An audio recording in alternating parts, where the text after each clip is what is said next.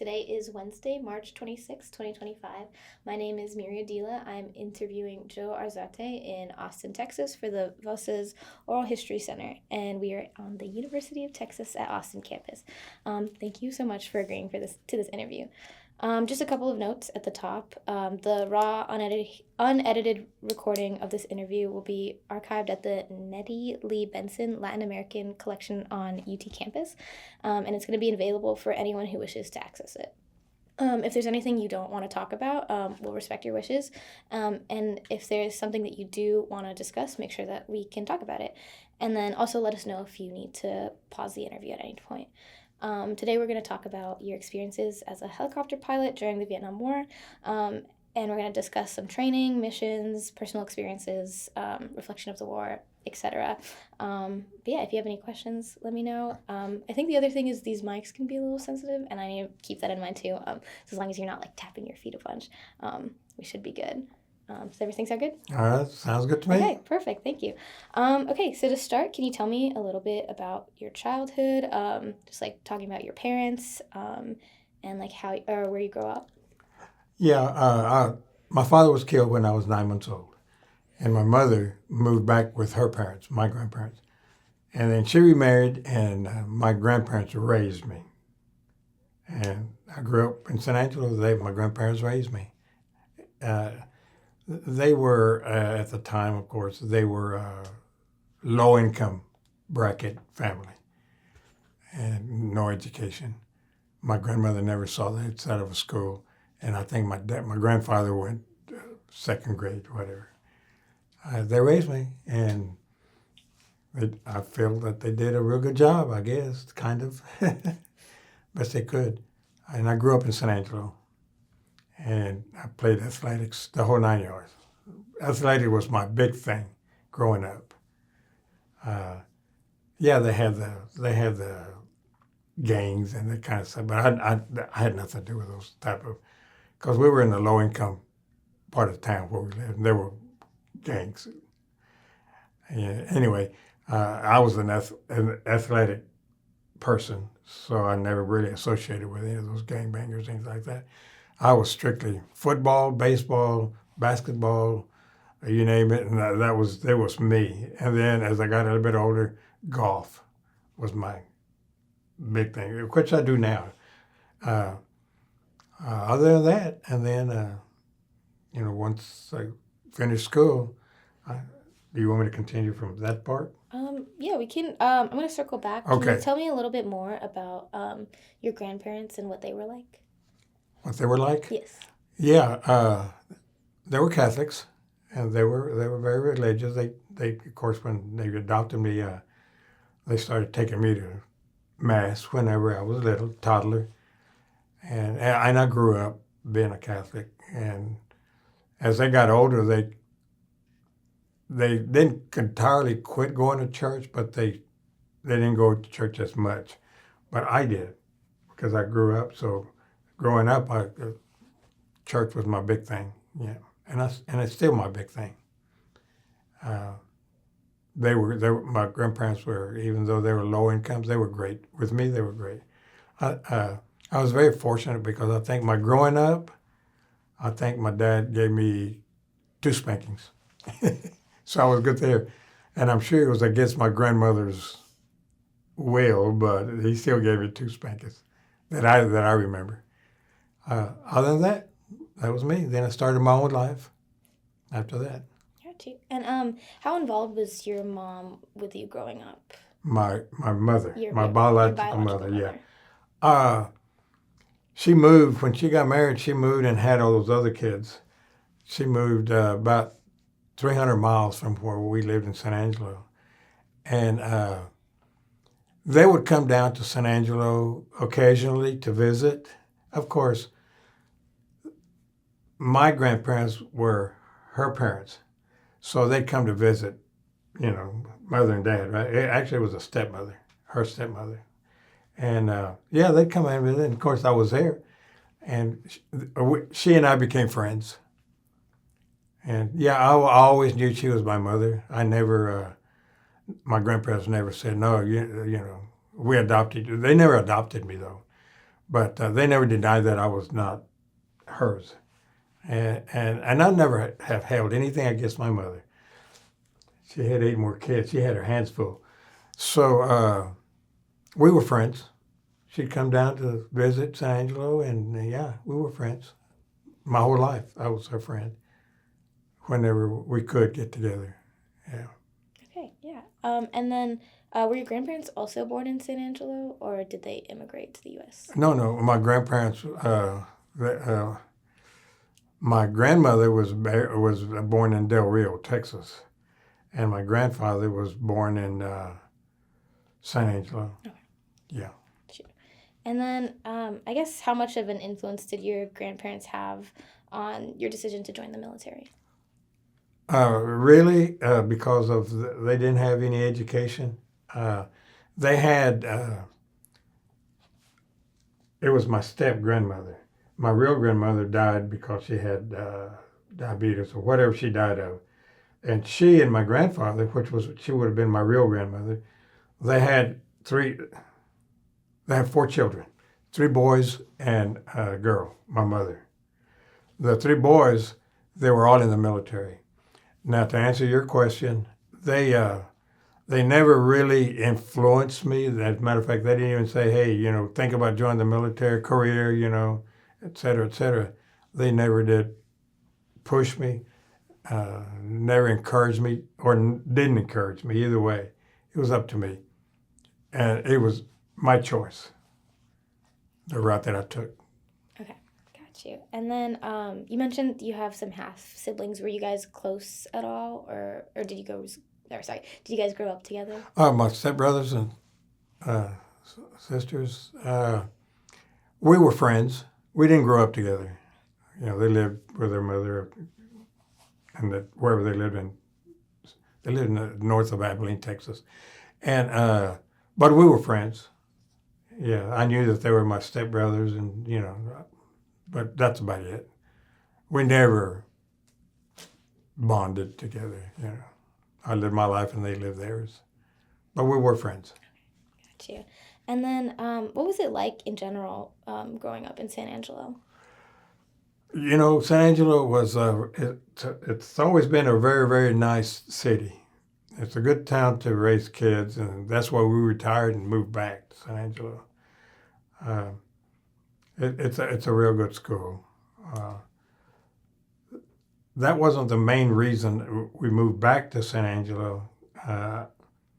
There was another reason we moved back to San Angelo, because I worked for the Department of Treasury, and they ended up having an opening because I worked for them. And after I retired, I worked for them in Fort Worth, Texas, and they had an opening, so I moved back to San Angelo. But it was good. All my friends are great. All my friends that I have are real great. I stayed away from the criminal friends. All the druggy friends, and said, nah, that wasn't me. I don't even smoke. Matter of fact, I don't even drink. I'm not saying I didn't drink, but I don't drink now. Got you. And, yes, ma'am. What was the racial breakdown of San Angelo when you were San growing Angelo? up? Yeah, I would say back then, it was like 6% black, hardly any blacks. 6% is very little. The population of San Angelo at that time was around 95,000, 90,000, and about 15, maybe 20% Hispanic. I don't know anything about Orientals or anything like that, but that was it. And the rest of them were all white. Got you. And then I guess... Oh, I forgot I should. All good. I forgot to turn it off. Yeah, okay. Got you. All good. Can you tell me a little bit about your elementary school experiences? Yes. I went it was a school called Guadalupe School, just like the street out here. And it was mostly Hispanic school, and of course, 1st through the 6th grade. And which I loved going to school. And I used, of course, I was little and everything, and I found out what girls were, right? So they closed the school down because the school merged or whatever they did. And we were transferred to a white school type thing, They kind of mixed them in elementary. And then junior high was the same way. Junior high was mixed, and high school was mixed. So it was all good. Interesting. And then, And I was athletic, so I just played ball. got you. And then, so I guess between those two elementary school experiences, like Uh-huh. how would you compare them? Well, one was 99% Hispanic, and the other was 99% white. I I experienced the discrimination, but the teachers, as far as I can remember, the teachers, they did not discriminate. If you were a student, you were a student. The Hispanic elementary school that I went to, 90% of the teachers were all white. They didn't have hardly any. I don't remember having a Hispanic teacher, even though it was a Hispanic school. And of course, the white school, forget. I didn't know any Hispanic teachers. They were far and in between. Later on, there were, but not when I was growing up. Okay. And then I guess what was the demographic of like the friends that you hung out with? What were they? Yeah, the demographic of them. Uh, you mean how many Hispanics, how many whites? Yeah, and, like the friends that you blacks. hung out with the most. Yeah, I lived in the barrio, and it was mostly Hispanic and blacks. There was a barrio south of town, which was all 99% Hispanic barrio. But I grew up with black kids. As a matter of fact, that's how I learned how to speak English. When I was growing up, toddler, my grandmother didn't know how to speak English, and my father very little. My grandfather very little. So I grew up playing with the little black kids, and of course they didn't know how to speak Spanish, so I learned how to speak English. That's how I learned how to speak English. My little Hispanic friends, we all spoke Spanish, so that's how I learned how to speak English. Was my little black brothers. Wow. And then going back to the sort of active in sports aspect. Okay, yeah. What sports exactly did you play, and what were your positions? Oh yeah, football was my baby. I loved to play football, and for the schools that I played with, I was a quarterback. That was my position. I loved football. I played baseball. I played semi-pro baseball too when I was growing up, and I played shortstop and center field. Center field because back then, as I was an athlete, so I could run fast, right? So it only goes with being a fielder. And basketball, I played in high school and junior high, and I got as far. We won district in basketball. Forget football. We got spanked in football.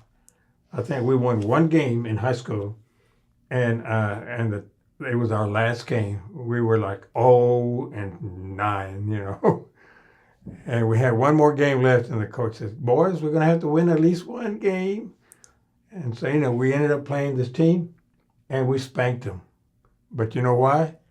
Because the day that we played them, all the starters were sick. They had the flu. So they had the third stringer. Hey, we whipped them. that was the only game we won. Anyway, it was all good. Oh, that's great. And then I know you mentioned like growing up, you only really had, or you didn't really have any Hispanic teachers, and they're mostly like white. All my teachers were white. All teachers were white. Oh, yeah. Did they have any sort of like both teachers and coaches? Did they have any sort of like expectations from you, or like what kind of expectations did they have of you? No, you know what? Back then, you didn't have the counseling like they do now. Kids now, teachers can see a child having problems, and they'll do the counselor, right? It was your own. Punch the clock in at 8, and you're out at 3:00 playing football. There was no counseling. I never had any of that. So never had any counseling. Never had any pressure to, or let's say a role model teacher to say, "Hey, Joe, you play football, but here's what you need to do to make a good living. You need to go to college. You need to go to this. You need to go to that." But they didn't do that with us back then. The white kids, I'm sure they probably did, but not me. Hispanic kids, they did. You're on your own.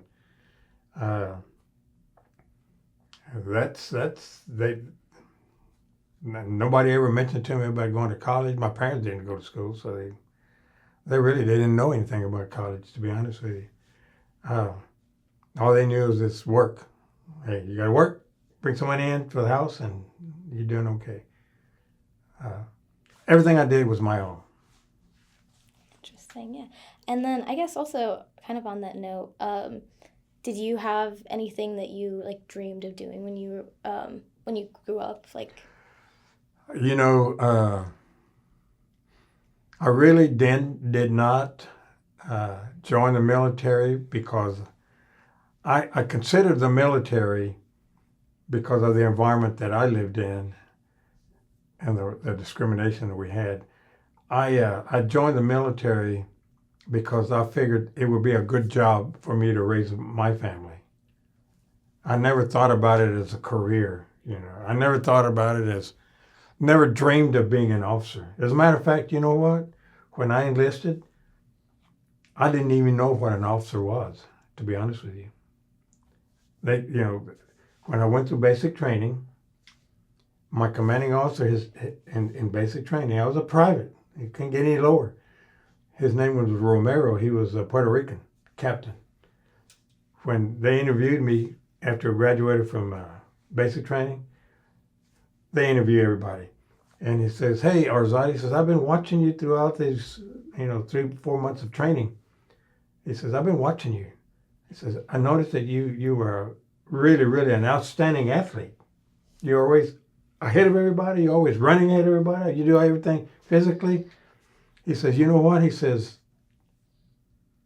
have you ever considered maybe going to OCS?" And I told him, I said, "No, sir." And he says, "Okay, well, I'm going to write down on your files that I highly recommend that you go to OCS."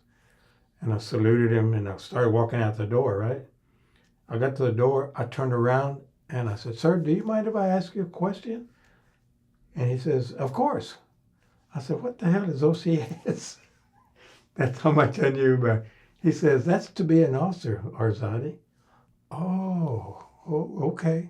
That's how I ended up going to school. My commanding officer saw the write-up and they interviewed me, and lo and behold, I was accepted. I became a second lieutenant and retired as a major. that's really great. Yes, ma'am. I guess how like you mentioned, like Yes, ma'am. growing up in high school and everything, you kind of didn't, your teachers didn't really have sort of expectations for you or advocate. And then in comparison, you have like your commanding officers kind of advocating for you to do OCS or go enroll into OCS. Yes. Like how did that feel, I guess, for you to have someone kind of see your potential? Well, and I advocate did for it you? myself. Yeah. Yeah, my parents didn't know what OCS Right. was. I don't think they knew I was going to officer school when I was going to officer school. They just knew that I was in the military. And I'll put it this way. I never really, even though I was discriminated when I was growing up, I've never held it against anybody. The white people, whoever discriminated, they didn't let me in restaurants. I didn't hold it against them. I just didn't go there anymore, right? So I assimilated into the military, which in the military, there was some discrimination, but very rare because everybody was brothers. You go to war, there's no black, white, Hispanic, you soldier. And I grew up that way. And of course, being a commanding officer, I was a commanding officer, I treated my soldiers that way. Hey, we're all brothers. We don't care what color you are. Just do your job. Don't go AWOL, that type of thing. And then in combat, it was even more so in combat. Gotcha. Yeah, it's very interesting. It was an upward mobility career for me, and it got me out of the low income status that I was raised in. It brought me back up to. I'm not going to say that I assimilated into the white society because I still know that I was Hispanic. I wasn't white, right? And even as an older adult, the white guys that were raised up by their parents to discriminate, they still discriminated no matter what because that's the way they grew up. So I didn't assimilate into the white society, but I said, you know what? I'm going to earn my living just like the white people do. I'm going to work for it and I'm going to make my own living, but it'd be on the same level as the white guys. So, but I never held it against them personally. No grudge. Gotcha. That kind of Yes, reminds me ma'am. of another question. Sure. growing up, do you remember like any of the first instances where you felt discriminated against? The first time, uh, there were, there were several times that I was discriminated against in restaurants, that kind of thing. But the one that sticks to my mind more so when I was about 10 years old, and there was like 3 swimming pools in San Angelo because it was a small town, and they did have a municipal swimming pool. Now the municipal swimming pool, everybody, well, I'll take that back. Hispanics and whites could go to the municipal swimming pool. Blacks could not go to the swimming pool. They ended up building a swimming pool just for the blacks, okay? But the other swimming pools, they were privately owned. And me as a 10-year-old, I didn't know they were privately owned, right? And they said, hey, let's go to Lawrence swimming pool. Let's go swimming over there. Let's go try that swimming pool out. We got over there, and my grandfather took us in the car because it was a long ways and dropped us off. Well, when we got up there to pay, they said, I'm sorry, Mr. Enriquez, Mr. Arzate, we don't allow Mexicans in the swimming pool. And even that time, I didn't hold it against them. Hey, it's their swimming pool, right? What really pissed me off is that we had to walk back to the house. It was like 3 miles. My dad took us in the car, but he dropped us. And there we go, 100-degree weather, But anyway, that's the only time that I mean, there were more instances, but that sticks to mind more than anything else. Yeah. Gotcha. Yeah. Thank you for sharing. Okay, and then I guess going forward to Sure. Your high school experience, like you mentioned, you dropped out of school your junior year, correct? Junior year. Junior year. Yes, ma'am. How did your family react to that? I would have to discuss with you why I dropped out of high school. I don't know how much time you got allocated for this, but if you want to share, you can. But if you don't want to, I can. Okay. The girl that I married, my ex-wife, we only went out 3 times to the theater. I didn't have a car. We were in junior high school, so we went out. We met at the theater twice. I said 3 times. Twice. Okay. Never went out with her again. Saw her in school and that kind of thing. She was not my girlfriend. My dad bought me a car when I went to the 10th grade in high school. And so one day she and I were talking in school. And anyway, long story short, said, well, let's go to the drive-in. Back then they used to have drive-in theater. You know what they are? You probably read them in your history book. They had drive-in theaters. So we went to a drive-in theater, right? And it just so happened that night that we went to the drive-in theater, it was a full moon night. Just like looking at that screen. At 11 o'clock at night, it was like that screen, daylight. I didn't keep a watch. I didn't wear a watch or a clock or anything like that. We were in the car, right? So we watched the movie, and then I took her home. It was about 1 o'clock in the morning when I took her home. Well, when I took her home, I got out of the car, walked around, and opened the door for her so she could get out to go to her house. Her parents were they had a little porch, and her mother and dad were sitting at the porch. When I pulled up, I saw them sitting there, right? So I got out, I opened the door. And when I turned around to let her out, and her mother was standing right behind me. I mean, right behind me. I almost ran into her. When I turned, I almost bumped her, right? Her father was standing kind of behind, And she says, you know that you have ruined our reputation. I kept thinking, what the hell, what does that even mean? Well, the Hispanic culture, if you did something that defamed the family, you had to pay for what you did. You defamed the family for whatever you did. And I used to see movies, Mexican movies, where they protected the daughter. They wouldn't even let the daughter even go see a boyfriend because we don't want you to defame us by having a sexual. We never did anything. We just went to the movies. And my mother was the one that was No, no, no, usted se quedó con ella muy noche y la reputación de nosotros, usted whatever she called it, you know. And I was like, what the hell do I do? And she started crying because she wouldn't let her in the house. She said, you take her with you. She belongs to you.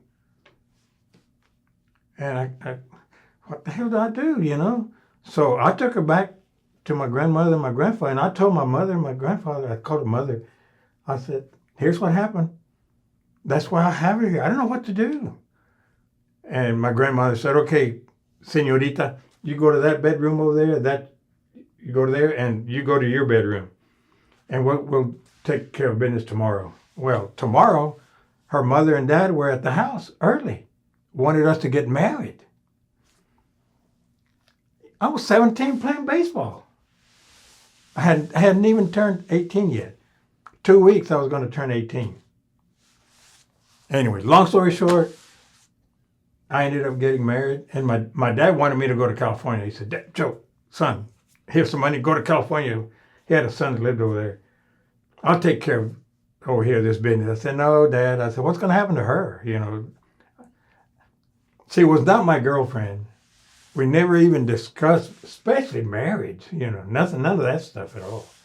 And anyway, long story short, we ended up getting married, and we were married for 9 years, but it was a matter of there's no place to go. You know, they wouldn't take her back. And of course, you could pretty well forecast that marriage. It's not going to work. It's not going to work. And so out of those 9 years of marriage, we were together maybe 4 years, just long enough to make a baby. Boom, boom, boom. You know, that was it. Because we were always apart. But anyway, that's how I ended up getting married. Now, what was the original question? Just how your family reacted to when you dropped Oh, out. yeah, no, my family reacted. They wanted me to leave, not to get married. They said, no, it's a big responsibility. Nobody ever taught us in school about marriage and responsibilities and having children and no counseling, no sexual counseling. You know, I had never had sex, even with her, never had sex until way after we got married. I was afraid of her because I never had sex before. You know, we were married for about 4 or 5 months before we said, you know what, we are married now. Anyway, it ended up getting a divorce. It didn't work out. Got you. Yeah. Yeah. And so, sorry to clarify, Yes. your grandparents were kind of against you guys getting married, but They knew the responsibilities and they knew what I was getting into. They did, I didn't. And they tried to talk me out of it, but I did. If her parents would have taken her back and said, hey, you know, let's give y'all more time to decide what y'all want to do, I probably wouldn't have married her. I know I wouldn't have married her because there was no feelings there. We were just friends. Right. And, but no, my parents, to answer your question, is they knew the responsibility. They wanted me to. They wanted me, they really did want me to get my education, that kind of thing, you know. And that's why I ended up quitting school. We got married, and what else can you do? You got to provide a living, you know. And that ended my football career. They ended my baseball career. They ended my whole athletic life. Oh, okay. Go ahead. No, I can imagine. That just sounds very jarring. Okay. And then I had another question here. Okay. Going back to like sort of the segregation and discrimination aspects of course. growing up. I guess like how did Mexicans fit within the black and white divide in San Angelo? Like I said, you could go to, like, for example, Sears and Roebuck. You'd go to as whatever, you know, Hispanic. And if you went with your mother or your dad or whoever you went with, your friends, you would go to a water fountain and it was black and white. Restrooms were black and white. Now we could, like I told you, we could drink go to either restroom, whatever we had. They didn't kick us out because we were Hispanic. But we were still discriminated against, even though not as bad as the blacks. The blacks, they had their own theater. They wouldn't even let them in the public theaters. Some black couple bought a theater, and that was a black theater. That's the only theater they could go. swimming pool. The city built a swimming pool, not a big one, but for blacks only. Uh, a lot of restaurants were like that. Yeah. Some were discriminated against no matter what you were, whether you're Hispanic or black, they wouldn't let you in. About 75% of them, if you were Hispanic, you could go in and eat. Blacks could not. Blacks were really, really discriminated against. And of course, if I was going to go eat at a restaurant, I couldn't go with a black brother because they wouldn't let him in. So, back then we really didn't eat out that much because of the money value, right? Economy. And but to answer your question, that's about the discrimination there was. And they were discriminated against. Yeah. You could hear the whites talking behind your back. Yeah. They tried to hide it, but it didn't work. We could hear them. Gotcha. And how did that make you feel hearing all of this rhetoric? And Mexican. The word Mexican. You familiar with that term? Instead of saying Mexican, they said Mexican. They knew how to say Mexican, but that Mexican was not derogatory. Mexican is derogatory. Negro is okay. Nigger is derogatory. It's the same thing, but it's derogatory. And of course, everywhere you went with the white people, especially the ones that were very discriminating, anytime they talk about a Hispanic person, it was not a Hispanic, it was Mexican this, Mexican that. I just blew them off. They didn't take anything away from me. Yeah, I used to say, yeah, they're calling me a Mexican. That's fine. I don't care. I got my own life, my own thing to do. So. Gotcha. Did you ever wish things were different, though? I never really allowed it to affect me, where I would say, well, why is my dad driving a 10-year-old car and my little white friend's father over here is driving a brand new Cadillac? I didn't know economy that well, right? What I couldn't understand is why. My dad worked. His dad worked. Why can't my dad drive a Cadillac? As I grew up, of course, I found out the real truth, right? Economy, right? You got to make money to whatever. Whites made more money, of course, had better jobs. But no, to answer your question, it entered my mind several times, but I didn't hold anything against anybody.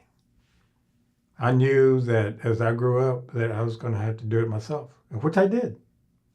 I worked hard for it, and I worked in the salt mines. I did put my time in the salt mines, and I come out as a pilot even. Who dreamed that I was going to be I was a high school dropout. Who dreamed that I was going to be a pilot? Who dreamed that I was going to be an officer in the Army when all the Mexicans were enlisted? You hardly ever saw a Mexicano officer. You never saw a Mexicano pilot, period. So I had to excel in the qualifications of being selected for certain positions. It wasn't just automatic. I had to excel because I was Hispanic. And so, but I survived. And the doors did open up for me. And, and then, of course, when I got divorced and I met my wife, that was the greatest thing that ever happened to me. Whenever I met my wife and we decided to get married, she chose me because she was white and she worked in the cleaner, one of those drop-off cleaners. She was just out of high school. She was 19. And I remember going over there, I used to take my clothes there. There were 3 guys that were really, really trying to go with her. And they were white guys. And of course, I never bothered to ask her out because I don't have a chance, I'm a Hispanic, and look how pretty she is, right? She was very pretty. And so, but I was off on Saturdays and Sundays as a student pilot. And I used to go to this nightclub. And I did meet a girl at the nightclub, but she was just a friend. And so one day I walked into the cleaners on a Saturday, and it was getting kind of late. And she says, "Oh, Mr. Arzate." She always called me Mr. Arzate. She said, "Oh, Mr. Arzate, you're not going to go partying tonight?" I said, "No, no, not tonight." And she said, "Well, did they stood you up?" I said, "Not really." I said, "Kind of, but not really. I didn't care." And then I started to walk out, and then I turned around. And I said, "You wouldn't mind me taking you to go buy a Coke, would you?" Just out of the clear blue sky. Matter of fact, as soon as I asked the question, I was already turning around, walking out, because I know she was going to say no. It didn't work out that way. She says, "Oh, I'd love to. I'll get off in 30 more minutes." I was like, "Oh man." She was gorgeous. Long story short, 55 years later, 56 later, 3 kids, grandkids. She was a dedicated woman. She dedicated herself to me. And I was gone all the time. 2 years in Vietnam, fighting the war. I was an instructor pilot. We cover that later on, but anyway, that's how my life started. And even though I was discriminated against when I was growing up, I was athletic. It didn't bother me, It didn't bother me. They can call me all kinds of names they wanted to, and as long as they don't touch me, I'll fight you. And not only that, but I'll whip your butt. Because I was an athlete, but I never had anybody try to even come close to fighting me. So it didn't bother me. Okay. Yeah, I just didn't associate with the ones that didn't like me. Period. I kind of want to go back to what you Sure. were touching on about like the military. Can we talk about Of course. like your military beginnings Okay. and what it was kind of like when you first enrolled? Like I said, I enrolled in the military because I knew that I had a career, that I could embark on a career, that I wasn't going to be a cotton picker like my father was, or a sheep shearer like my father was, or a construction worker like pouring cement, or a roofer. Everybody makes fun of the Mexicans because they say they're all roofers. And so I joined because of that. And I looked to excel in the military because I knew that was what I wanted in my life. And I did. I took that route. And it just worked out because, like I said, I was selected to go to OCS, which I didn't even know what OCS was. And then I made lieutenant, took over command of this and command of that. And then I was no longer on the bottom. I was here. I was commanding also blacks, Hispanics, whites. They were under my command. I dictated them instead of them me. And as I progressed, lieutenant, first lieutenant, flight school, I was proud when I was selected to be a pilot. I was proud to be a cadet. Every time I go, maybe I was over proud, okay? Because I think looking back, because I wore a flight suit, and I was a pilot, but I was kind of like, I kind of stuck up on myself, I was kind of cocky when I was growing up as a pilot. Even though I wasn't a pilot yet, I was a student. But everywhere I go with my friends, later on, I couldn't tell at first, but later on I could see myself, you know what? Your friend's not going to talk to you anymore. You keep acting this way. You're cocky because you're trying to show off that you're a student pilot. So you haven't made it yet. You may get your ass flunked and you're going to go drive a tank. So I kind of settled down on my cockiness because I thought I was hot shot, And I could go to any bar and pick up any girl, right? Yeah. It didn't work out that way. So but as I progressed and I graduated and did this and became a pilot and I was married and all that stuff, all that cockiness and all that, then it became upward mobility. Make rank so you can retire as the highest rank you can get and provide for your family. And yes, later on it became no more cockiness, stuck up. Now you're a soldier and you're serving your country. That it changed from there on. Yeah, my friends started talking to me again. Yeah, but anyway. Gotcha. Yeah. And then I guess going back to like the beginnings of your training, was there anything that was especially difficult for you? And if so, like how did you grapple with that? I was an athlete. Everything in the Army was run, run, run, push, push, push, push ups, they kick you in the butt. You know, I did everything. It, I could take anything. When I went to basic training, it was hard training. Basic training, you might have heard some about basic training. It's a little tough. But when I went to OCS, basic training was a drop in the bucket. What I went through training to be an officer. Officer training was not easy. It was. I look at it this way, Myria. I looked at it this way, and I tell my friends, I said, you know what? I went to OCS, right? They said, yeah. I said, you know what? I don't remember going to OCS. I remember having a nightmare. And in my nightmare, I went to OCS. But I did go to OCS, but it was like me having a nightmare. That's how rough it was. But I was not having a nightmare. I was going to OCS. I was comparing them. And it was tough. What was the thing about OCS that made it so difficult? Well, the thing about it is if you're going to be a leader, and it's all combat oriented, military, primarily it's all surviving a warfare, right? Because that's what we're here for.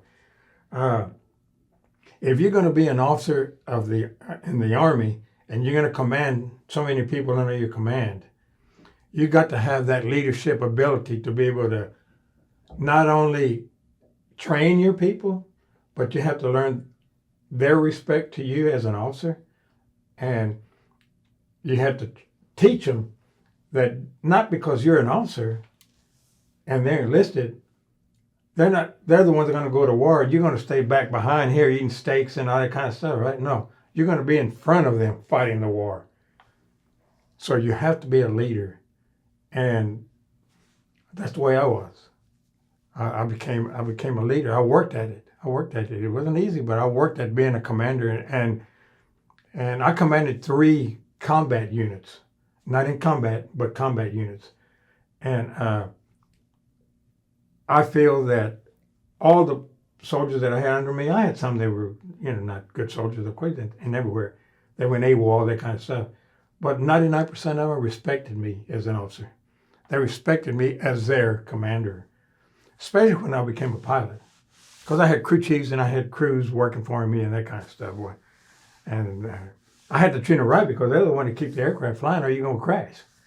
So, especially in combat. So I became a leader. Gotcha. And that's the way my career ended as a leader. And to this day, you know Chris, right? Oh, you haven't met Chris? Oh, okay. Chris is the one that got me with Maggie. Okay. He was one of my sergeants. And he's the one that talked to Chris. I didn't know anything about this, Maggie. I didn't know anything about this here. Chris was a friend of Maggie's, and he started talking to her about Maldonado and me. Maldonado was also a pilot. You interviewed him, right? No, this is my first interview. So I'm your newbie, huh? I earned the respect of all my people that worked for me. It was good. Yeah. Can you go into a little bit of like the specifics of what that training looked like, specifically with regards to OCS? Oh, OCS training? Yes. Of course, you had your classroom training. Half was classroom, and the other half was nightmare. It was extremely, extremely physical. You never walked anywhere where in your area for training. You never walked. You always ran. As a leader, you have to be in top shape compared to if you're going to be able to lead. The training was extremely difficult. Running training courses with your rifle and that kind of stuff. Mud, raining, mud and everything, dirty, filthy, and pressure. The attack officers were always on you, pressuring you. Why are you wearing this dirty uniform? Why are your boots shine? Why are you, And you know what they used to do when we first got to OCS? They call them TAC officers. They're the ones that their job, not only was it for them to train you and get you through the program, but their job was to make it so difficult that you quit. That was their job. They put so much pressure on you. Hey, my job is to make you quit. You can't take it. You can't be an officer. You don't have it to be an officer. I want to see to it that you quit this program. You're not going to be able to handle it because you're not officer material. You know what they used to do? All your pockets had to be sewn because you couldn't carry anything. But you had to also put the role model as an officer, star fatigues, your pants, your boots shine, and all that stuff, and everything had to be no threads hanging out, that kind of stuff. On one pocket on this side, you had to carry a dime. They made you carry a dime in your pocket. And the reason they made you carry a dime is because their job was to get rid of you as a candidate to be an officer. You can't handle it. My job is to make sure that you don't make it. You better have a dime so you can call your mother and daddy to come pick your ass up. You ain't going to make it. So you better have that dime or you're going to have to walk home. That's how tough it was.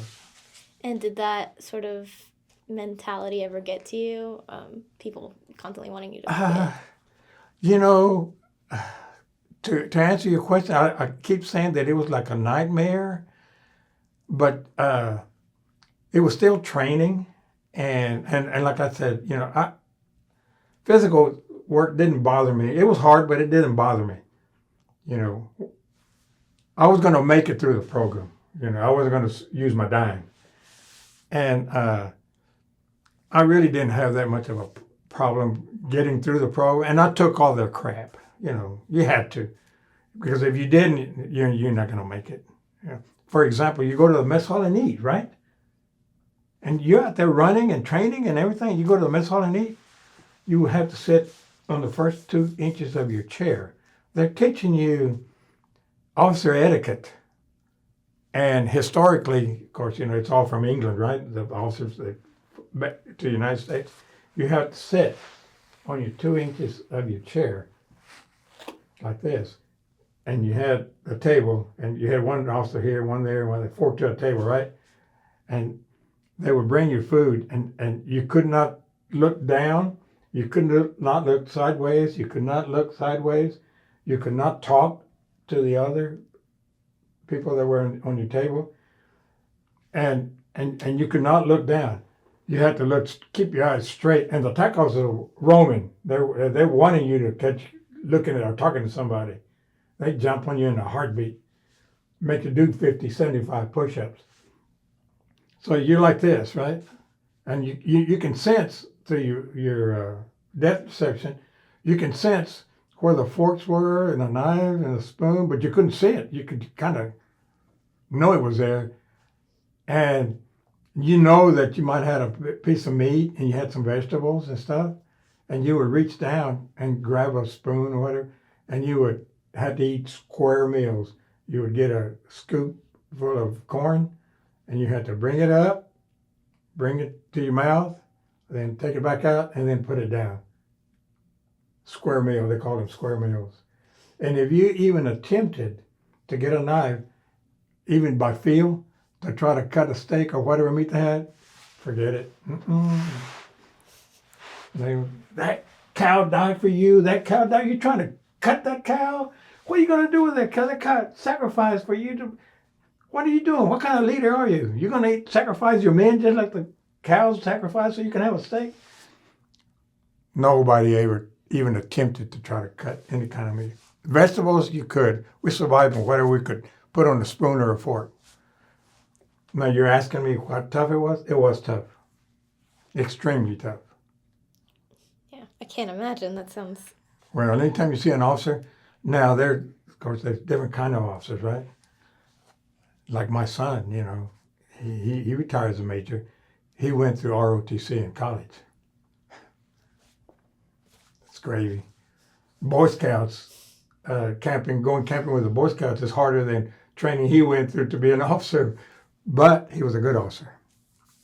And he respects me for what I went through. My sons do.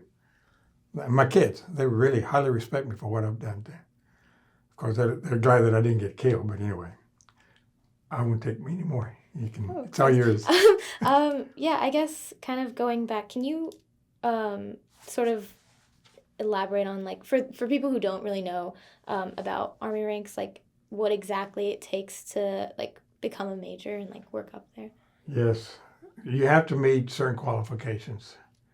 Uh, even as an enlisted, it's not just officers. It's for enlisted also, but it's a different category. They have their enlisted programs, and then the officers have their programs. Every year, you have to be evaluated, just like do you work for the school? Do you get evaluated by your boss? Yeah. Okay, okay. Most companies have evaluations, right? So, yeah, you get evaluated for whatever job you're filling. And in the military, if you're a sergeant, your command sergeant major is evaluating you as to how you're training your soldiers, how you meet their curriculum, because the military has curriculum. They have a lot of programs that you have to meet. As an officer, you have the same thing, but they're officers rating you. A captain is rating a lieutenant. A first lieutenant is rating a second lieutenant. A major is rating a captain or a lieutenant, and so on, up the rank. And depending how you're rated, depends on whether you get promoted or not. You get rated bad, you ain't not gonna. Might as well get out of the military. You have to prove yourself that you're worthy of being a captain. Yeah, you're worthy of being promoted to a major. You're worthy to be a colonel. And of course, I had my chances to go there, but anyway, Of course. I did good. Yeah, thank you for clarifying. Kind of, could you also clarify like the timeline for you personally when you started? Like, where were you during OCS, and what were the dates for that? And then, Well, I graduated in OCS in 1967, June of 1967. And I graduated from flight to primary school when I was selected. And February, actually it was the end of January of 1969. I started in 68. And February the 1st of 69, which was like the next day, we got married.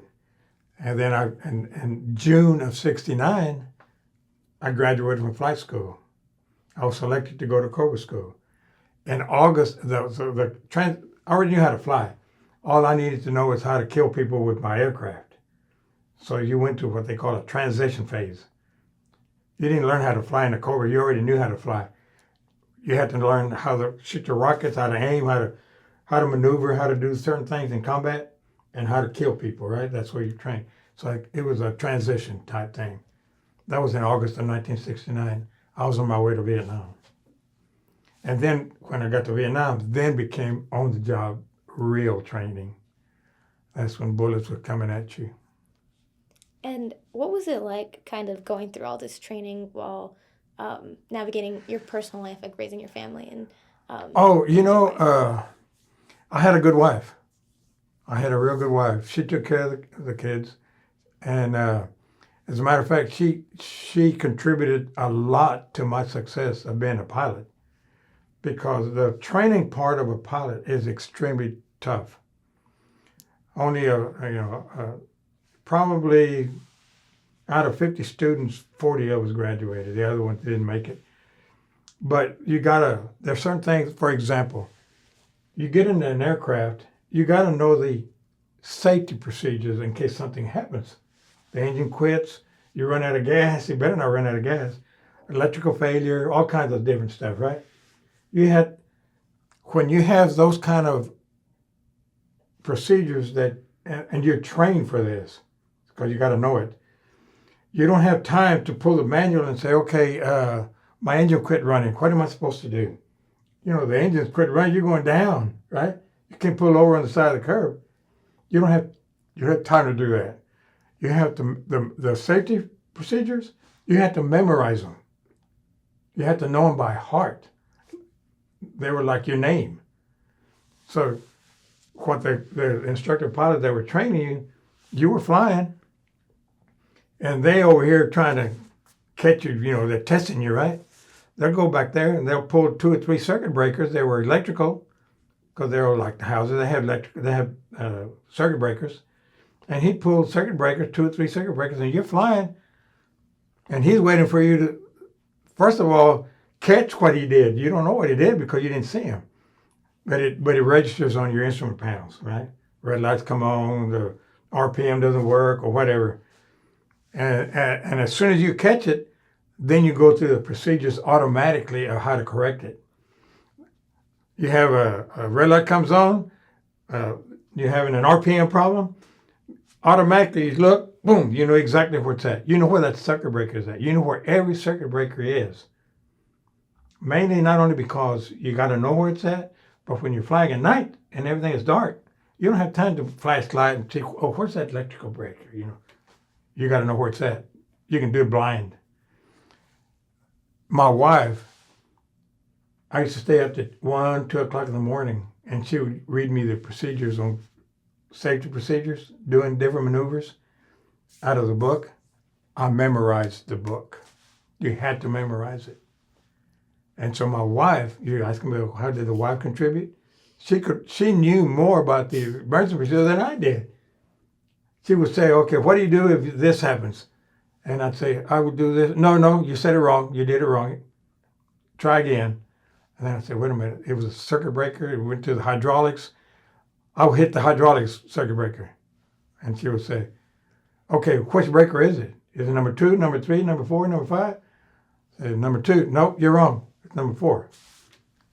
She knew the procedures better than I did. But she was a big contributing factor of me being a pilot. And of course, she also helped me by shining my boots. She used to shine my boots all the time. She says, I don't want you to look bad. Now, in aviation flying, it was not like OCS. There was more lax. You had to be lax. Yeah. Yeah, that sounds like a really great I got partnership. you. Yeah, thank you for sharing. I guess, were there, going forward, Yeah. why specifically did you choose flight school? And Why did I Yes. decide to go to flight school? yes. Well, what happened is when I was a second lieutenant, I was a tanker on tanks. And you've seen tanks, right? I don't think I have one here. I was going through officer basic course in armor, Fort Knox, Kentucky. And I was a second lieutenant. Brand, they call them butterballs because they're yellow or goldish. And they call them butterball. And I was going through training. And when you're going through those kind of, in the military, anytime you go to any kind of courses, or they're always calling you, Arzate, Smith, John, Rodriguez, whatever, report to room so-and-so for testing. We didn't care. Just report and go do the test, whatever it was. You were constantly doing that. Okay, so one day, I had gone through, it happens to everybody. And they told me to go report, me and 3 or 4 other guys, go report at this office, this building, room so-and-so. You're going to be tested. It's going to take 4 hours. So, okay. Got over there and started testing. And so I took the test, 4 hours. And about 30 days later, we're sitting there in class and going to class and all that kind of training and everything. And then they say, Arzate, Lieutenant Arzate, Lieutenant so-and-so and so-and-so and so, you got to report to the flight surgeon for a physical. Well, hell, we used to get physicals all the time. Every time you turned around, you had a flight physical. And so we reported the flight physical. To me, it was just another physical, right? And so I had broken a finger when I was enlisted in artillery. I was in artillery, and I broke my left finger. And it was broken. It was real bad. It was like, my finger was like this, but the other way. Okay? And so they did surgery on it, and they straightened it. They got it all right. But it was on my records that I had surgery on that little finger. And so the doctor that was giving me my physical he was a assistant doctor, the main doctor. He was right there standing, and the doctor was giving me a figure. It says, "Arzate says, I'm sorry, I'm gonna have to flunk you. You're not gonna pass your physical." I said, "Well, I'm here because they told me to be here, not because I want to be." The other doctor that was his boss heard him tell me that I flunked my physical. Well, he turned around because they were close together. He turned around and said, "Hey, what's his problem? Why are you flunking him?" He says, "Well, his records show that he had broken finger and he won't be able to fly." Well, on the aircraft, because I didn't know that I was taking a physical to be a pilot. I didn't know that. But on the controls, you use all your fingers. They got buttons everywhere. Fire the rockets, do this, do that. Yeah. He didn't think I was good enough to punch the buttons. So the doctor said, "What's the problem?" He says, "Well, his records show that he's had a broken finger. He won't be able to handle the controls." And the doctor says, "Arzate, let me see a hand." I showed him like that. He says, "Move your fingers." And the doctor says, "You're going to flunk him because of that?" And the doctor that was going to flunk me, he says, "Oh, okay, you pass." Simple as that. So, long story short again. So I go back. I had no idea I passed my physical. That's all I know. When I got back to my unit, because I was going to a class, when I got back to my unit, I had a call on my at home phone from the Pentagon. It was the armor branch. The main headquarters is the Pentagon. All the branches are in the Pentagon. And it was a lady. And she says, "Lieutenant Arzate?" I said, "Yes, ma'am. This is Lieutenant Arzate." She says, "Well, we were going over your records here. We noticed that you passed your, they call it a OSB type test to be a pilot," which I didn't, nobody told me that. "So you passed your test to be a pilot, and you passed your physical to be a pilot. Do you want to be a pilot?" She said, "We have to get orders for it. If you want to be a pilot, you're accepted to be a pilot. You passed everything. All we need to know is yes or no." I said, "Well, ma'am, I was a tanker, right?"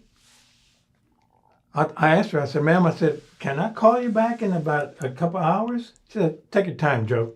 Take your time, Mr. Arzate." I said, "I need to talk to my wife about it." And of course, my wife says, "You do what you think you want to do." I didn't even ask her. I got on the phone, I called back, said, "Yes, ma'am, send me my orders." I ended up going to flight school. That's how I became a pilot. And where was your flight school located? The flight, there was a primary and then there was advanced. You had to survive the primary. It was in Mineral Wells, Texas, Fort Walters, Texas. They closed it since then because of economics. They closed a bunch of bases. The advanced was at Fort Rucker, Alabama. They combined the two bases and they made it at Fort Rucker. Now you go to Fort Rucker for the whole program instead of 6 months here and 6 months over there. I think the Cobra School is still in Georgia. Gotcha.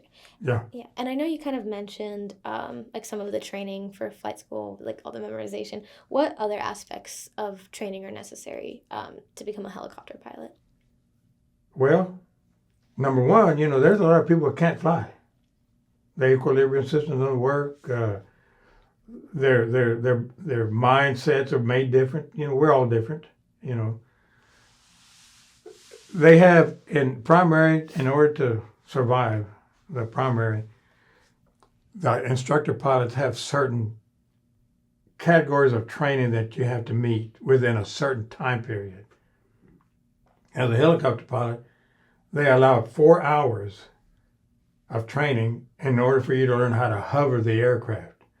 You're on the ground, how to pick it up to hover, how to maneuver the aircraft right and left, 360, how to move it forward, just not flying.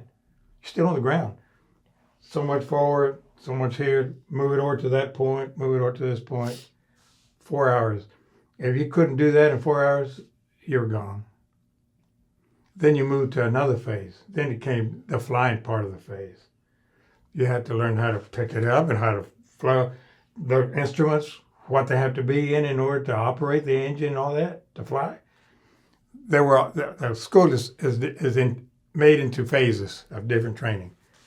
Then they would take you out to the middle of nowhere. They had training stage fields, and they would take you out to the stage fields, and you would do touch and goes, your traffic patterns. You had to learn traffic patterns, that kind of stuff, right? It's all basic stuff, but you still have to learn how to fly, how to make the approach, how to take off, and of course you were going through the emergency procedure at the same time. You know, if you flunked any of your phases, depending, I was an instructor pilot. If you were like in the end of the program, let's say you had 2 weeks left, and you were having a lot of trouble, maybe doing what they call auto rotations. Auto rotations is when your engine quits, and you have to land the aircraft safely without crashing. If you couldn't, if you were having trouble auto rotating and you only had like 2 weeks left, your chances of flunking you were like 80%, 20%, because you already had all this training. Maybe you just needed a little bit more practice on these auto rotations. Let's do 8 or 9 or 10 more, you know. And then, but if you couldn't even do them after that, then it didn't make any difference. You can graduate tomorrow. If you couldn't pass those phases, you were gone. You were out of the flight school. You were gone. It was tough. It was tough. And then it got tougher. Advanced scores got tougher. Sorry. Did you have any friends who were also in flight school that flunked out or didn't make it all the way through? No, they weren't friends. I knew some that when I went to Fort Hood as a commanding officer, I met several officers, and they didn't like me because I was a pilot, but they gave me a command, so I was a commander. They were in the same battalion that I was, but they were like, I had a major, I was a captain. There was a major that didn't like me, and he was in the battalion staff, right? And we go to party and stuff, and he never talked to me. He was always grumpy and always with me. And then one day, you know, I asked him, I said, hey, Major, I said, I work for you. You're the S3. I basically work for you. Basically, not completely, but basically. I said, why in the hell do you talk to me so ugly? I said, in the first place, you're not big enough your rank is big enough, but you're not big enough to talk to me that way. I said, because if you get me upset, I said, I'll jump all over you. I'll whip your butt. And he says, Arzate, let's get over here in the corner. I said, yeah. So he got in the corner and says, there's a reason that I don't like you.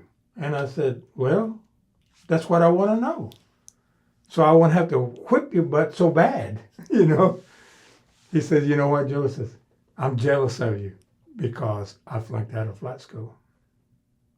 And it just hurts me that I didn't make it.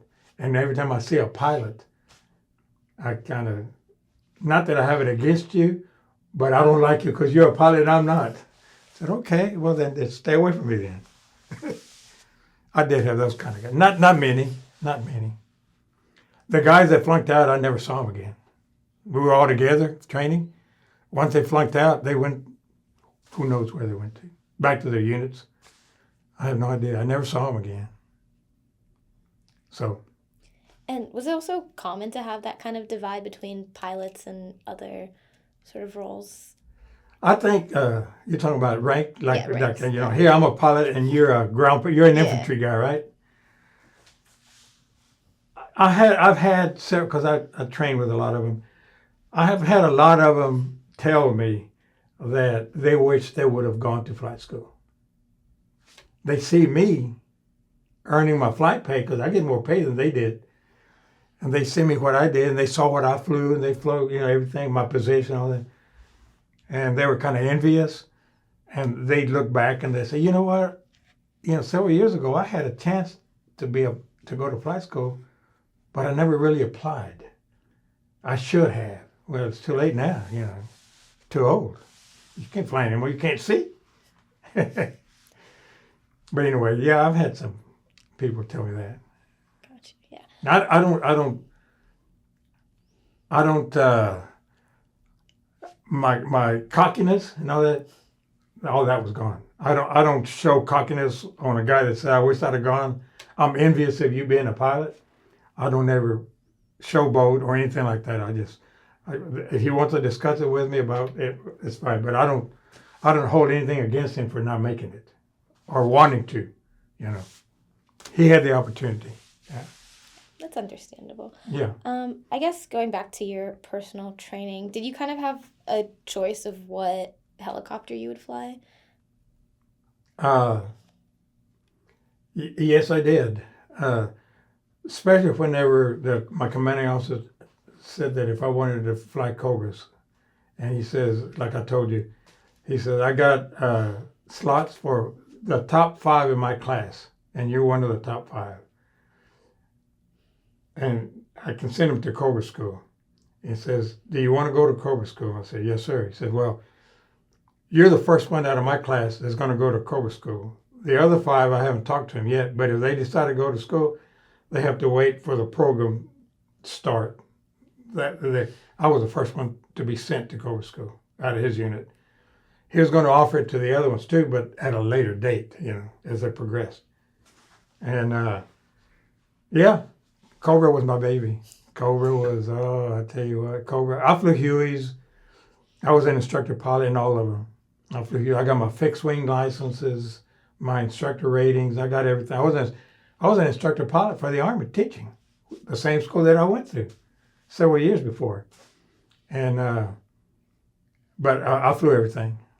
Yeah, I was an instructor pilot in the Hueys, the Jet Rangers, the fixed wing. I was an instructor pilot in the Cobra. So I did it all. Can you also That's how I made major. got you. Can you also explain the difference between like the different kinds of helicopters that were flown in Vietnam? Of course. The Cobras, the pilots, it's called tandem seating. The navigator gunner sits in the front, and the aircraft commander sits in the back. And the navigator gunner, the Cobras have a turret, machine gun turret that goes back and forth, up and down, and it's fired through the sights. He controls that because it's a turret. And the aircraft commander, he's got all the rockets. I got 76 rockets. And you don't want to be in the bottom when I fire those rockets. You ain't gonna make it. And it was strictly close combat support. It's called an AH-1G, and the AH stands for Assault Helicopter, and the G is the model. That was the first one made. They had Hueys, and the Hueys are UH-1 Hueys. 2 pilots sit side by side, and then you have room in the back where you carry all your troops. It's a troop carrier, and it was UH, and it stands for Utility Helicopter. Because not only do you carry troops, you also carry supplies, you carry ammo, you carry whatever you want. And it was mostly a troop carrier. The OH-58s, they're called OH because it was a smaller aircraft. It was 2 pilots, or a pilot and a door gunner on the front seat. And you had room for 2, but very seldom did you ever carry any troops. And it was an OH. And it's because it was called an observation helicopter. And they're the ones that flew over the trees looking for the enemy. They would fly above the trees, scouting, looking for the enemy. And as soon as they were bait. And as soon as they would find the enemy, they start taking fire. I was up here at 3,000 feet watching him. And I could see when he was taking fire before he knew he was taking fire. And there were certain commands that I gave him. You're taking fire from the left, right, move left. There were certain commands you gave him. And they were ready. As soon as you said move left, they were gone. They didn't want to get shot down. And then I would attack the enemy positions. That's why they're called OH-58s. And basically, and then they had cranes. They were strictly surprised. So you decided they looked like praying mantis. They're big old helicopters. They carried cargo, big old boxes and that kind of stuff. I was trying to think of the other one. I didn't fly those. They have the Chinooks, the one with 2 big old blades. Chinook. Those are troop carriers also. I didn't fly those because I didn't like them. I could have, but I didn't like them. I didn't like Chinooks. Why not? I just didn't like them. Yeah, I was afraid of them. Gotcha. And I had several Chinooks that were killed. My friends of mine were killed in Chinook. And hydraulic failure. Because those blades overlap each other. They're timed. And there's one little cog that breaks, you're down. You're going down. But anyway, that and basically then they had fixed wing King Airs, twin engine King Airs, and they had small aircraft observation fixed wings, single engine Cessnas. But primary mine was a Cobra. That was it. And I flew Hueys too. I got pictures of Hueys. But I was, Cobra was my baby. Cobra was, I loved the Cobra. Can you describe your first flying experience in a Cobra and what it was like? I most certainly can. Oh, I'll tell you what. Myra, when I went to Cobra school, of course in a Huey, we train in Hueys, and you're taught to land, take off, make a go around, come back, you land, take off, drop your troops, like simple flying, right? A Cobra is close combat support. You're supposed to, the enemy is attacking the ground units, you're supposed to kill the enemy to help the troops that are in contact with the enemy. When I went to you go through the first part, which was very long, you already knew how to fly, was orientation. They taught you where everything was at, because it's a different cockpit, different buttons here, buttons there, gas, fuel, and all that kind of stuff. It's all the same, but they were in different places. And of course, you got all the controls to fire your rockets and machine guns, right? So we did all of that, and we went and flying so you could get the feel of how the Cobra flies. It flies different than a Huey. Okay, we got ready to go to the gunnery course. The gunnery course is what the Cobra is all about. You got to learn how to shoot. So here we go, my first flight, and it was a dry run. We didn't have any ammo. It was dry run, He said, we're gonna make your first couple hours. They're gonna be dry run gun runs. He said, let's climb up to about 5,000 feet. Well, 5,000 feet, you're up there fairly high, not real high, but you're still high. The cars look this big, So he said, you see that? It was a field where we fired it. It was a firing range.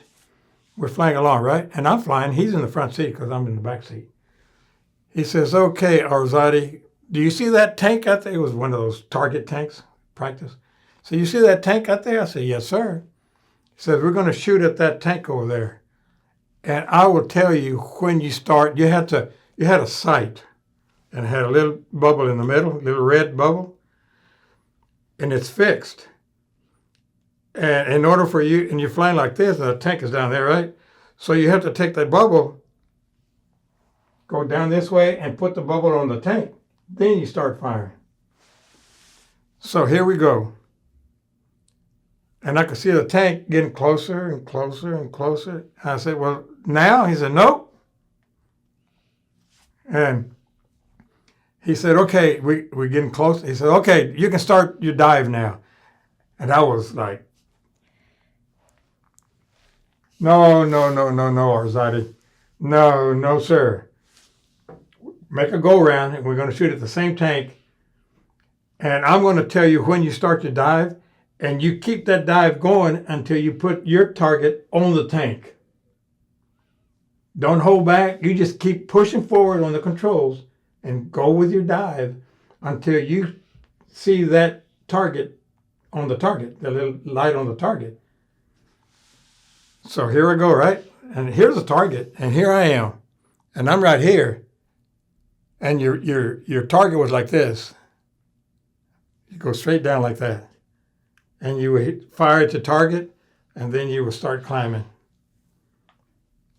And of course, after I did it about 4 times, the first ones I was, a little flaky, right? Anybody. But after I did the 4, 5, 6, I said, okay, sir, let's go put some real rockets on it. Let me shoot that tank. It was kind of hairy at first, but kind of built your adrenaline, a little scary. It's like you getting on a roller coaster. First time, you know. The first time you say, oh man, I'm going to hold on this roller coaster. I don't even want to look. A lot of people close their eyes, right? But once you do it 3 or 4 times, you're shouting and you're waving and you already went through it. And I went through the program and I did all that. No, once I got to Vietnam, $2 million worth of ammunition I expended over there, if I was guessing right. But anyway, you were asking me what exciting was about flying. That was exciting. That made my stomach turn just you Anytime, describing. but after you did, when you train and you start and you're really in contact with the enemy, you don't hesitate. You do it without even thinking. You don't even look at your target right here, because the target's up here, your sight. It's right here, and the enemy's fighting. You don't even look at the sight because you're looking for it down here. You just automatically start diving. And then when you start diving towards the enemy, then you start looking for your target sight so you can aim, But it becomes automatic. Yeah. Gotcha.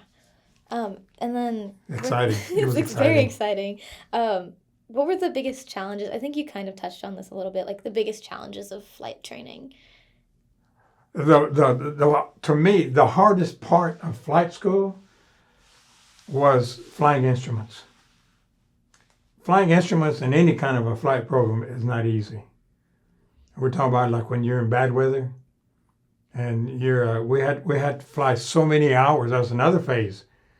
So many hours of instrument flying that if you don't pass it, and that was one of the phases that if you didn't pass it, it didn't make any difference whether you're about to graduate or not. You're gone. If you didn't pass your instrument flying, you're not going to make it. Instrument flying is very difficult. It's very, very difficult. It is really hard. They put you, when you're actually going to fly, they put you on a hood. It's called a hood, and you can't see out of the cockpit. You can see a little bit down here at the bottom, but you can't see.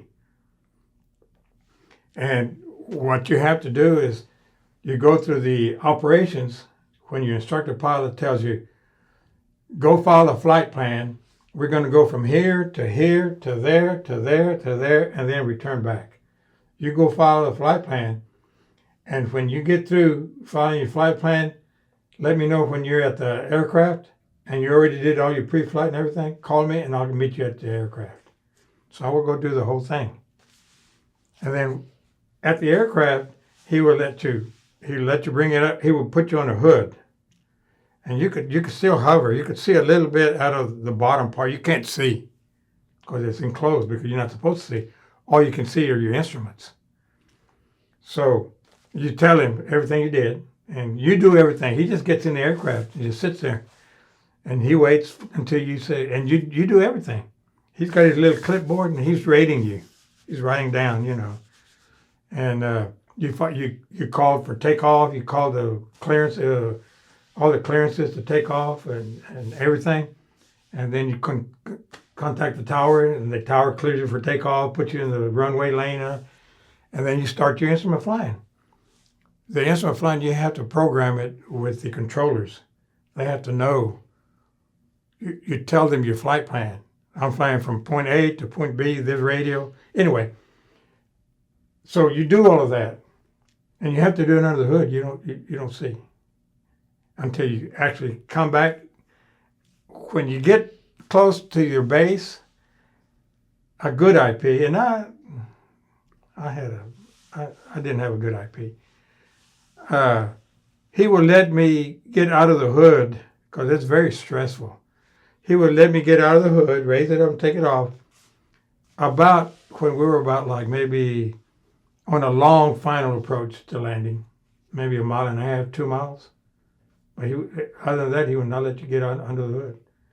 But as soon as you took that hood, you would breathe, and it was very strenuous. Flying instrument was hard. That was the hardest part. I almost flunked. They gave you 2 pink slips. They were pink. The instructor pilot, they were rating you as you're flying, doing everything. They rate you. When you get down, he goes to his office. He fills out all the paperwork. Then he will come to your desk and he'll say, Arzate, he says, let me brief you. You flunked this flight. There's your pink slip. You only get one more pink slip and you're gone. And I mean, you get that first one, almost everybody got the first one. I don't think anybody ever made it without getting one.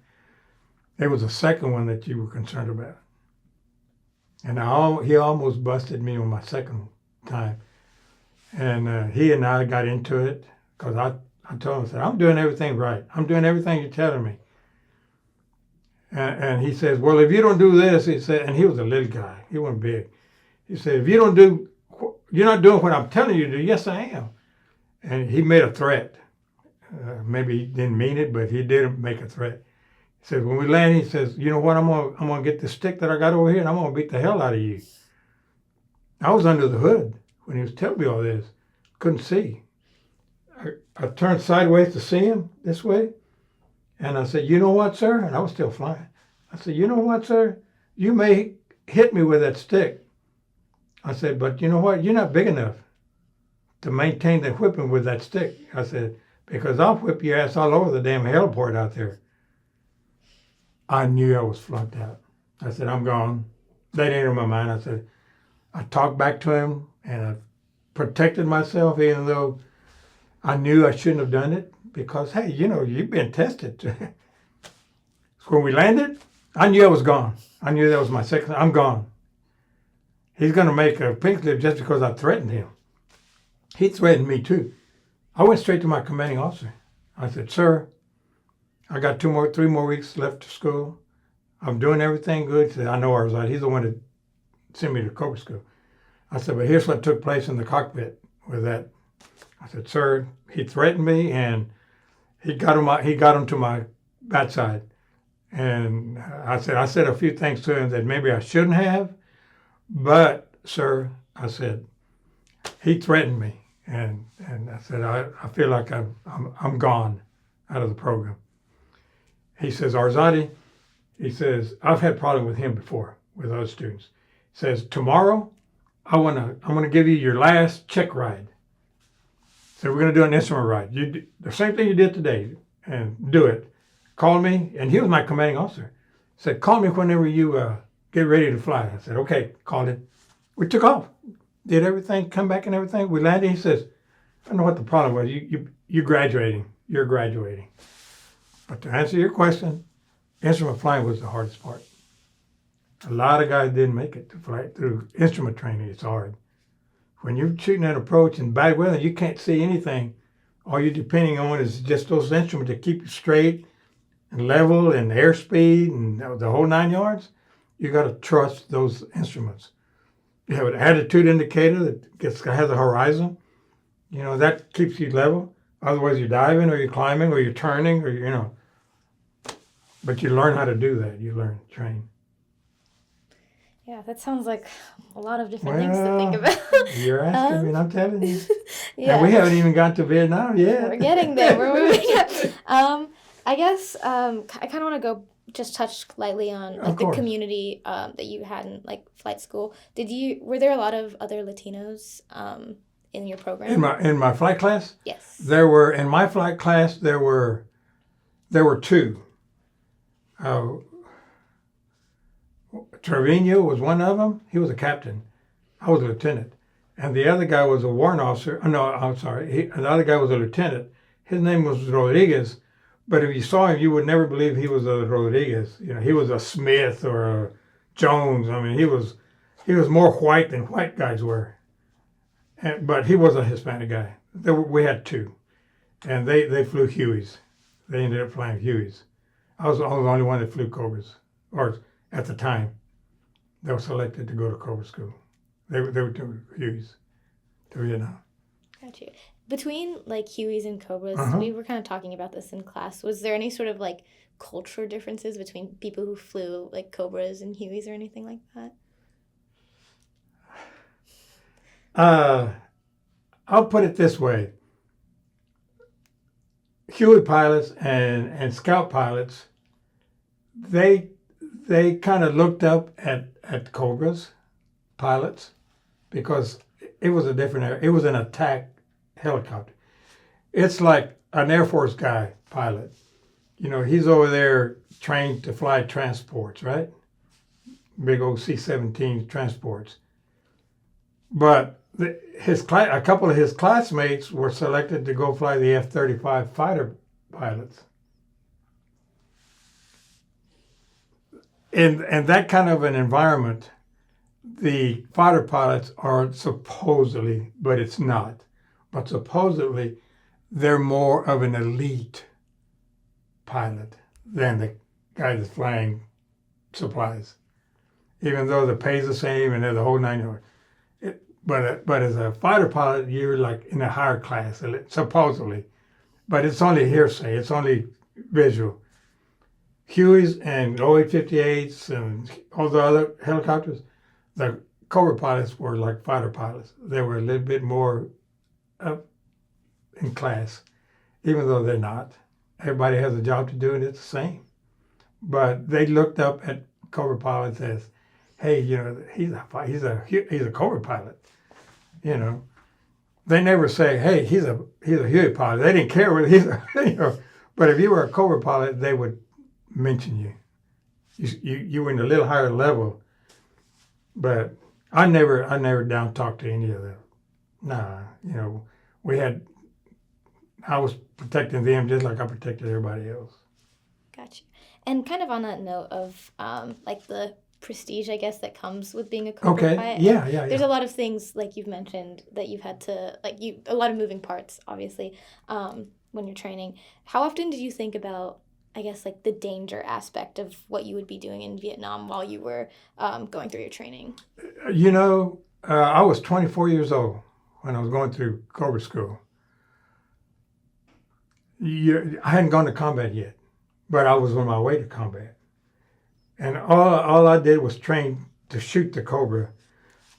On the same token, when I went to basic training, I was trained to shoot the rifle, to kill, right? The enemy, right? Infantry. Cobra, no different.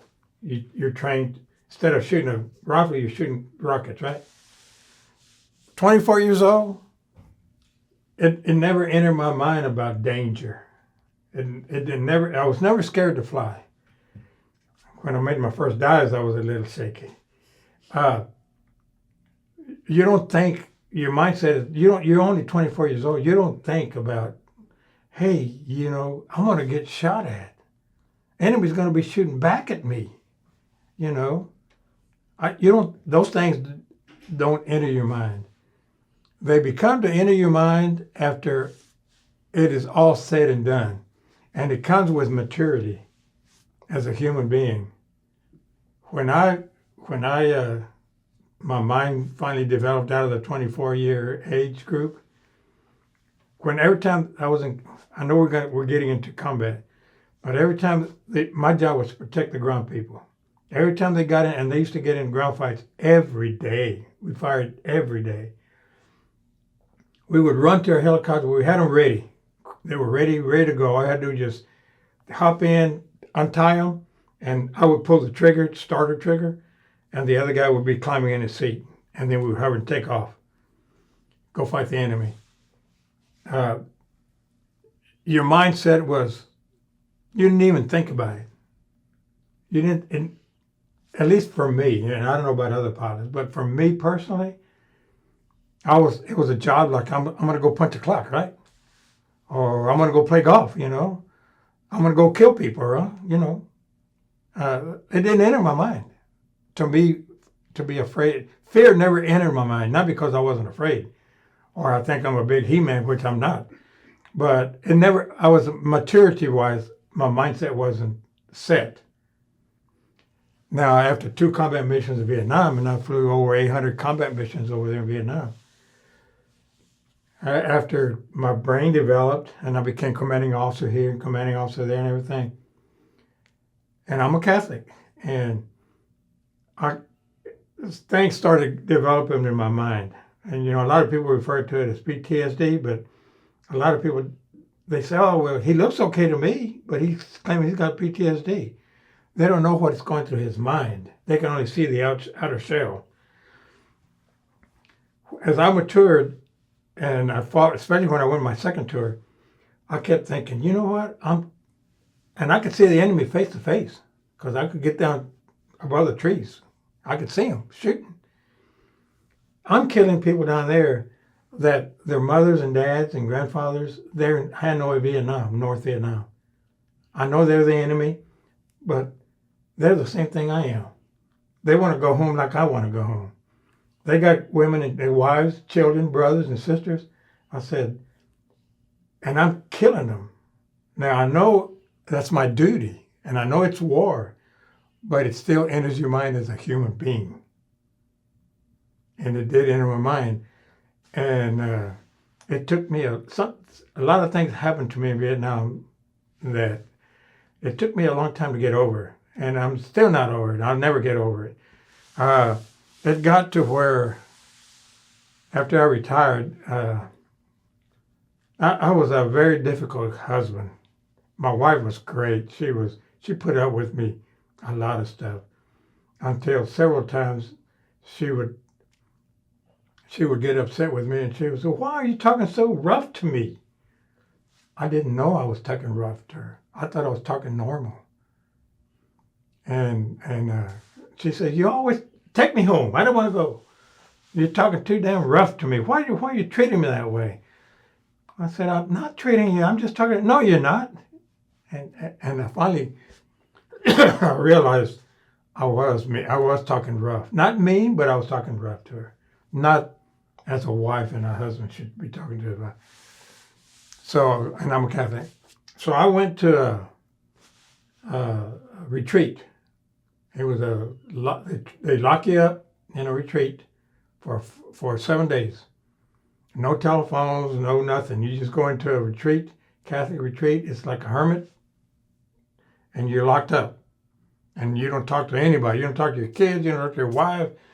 And there's priests there and other guys, people that are going through the retreat to get their religious life in order and try to realize maybe certain things. Some other people, they didn't fight the war. Mine was a war. Other people were alcoholics, that kind of stuff, right? And so I had to go to the retreat in order to settle my PTSD down.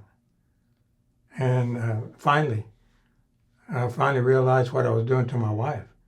And I told her, I said, after I got out of the retreat, I said, "You know what? I completely and totally apologize for the way I was treating you. I did not know it. And I did have a psychiatrist that I was seeing because of things that I went through." I told my psychiatrist, "Do you mind if I bring my wife with me next time we have a..." He said, Sure, bring her." I said, "I'd like for you to explain to her things that happened to me that I can't explain to her. But you're a psychiatrist. You can explain me to her, what I'm going through, what I've gone through and everything, but I can't." And I did take her.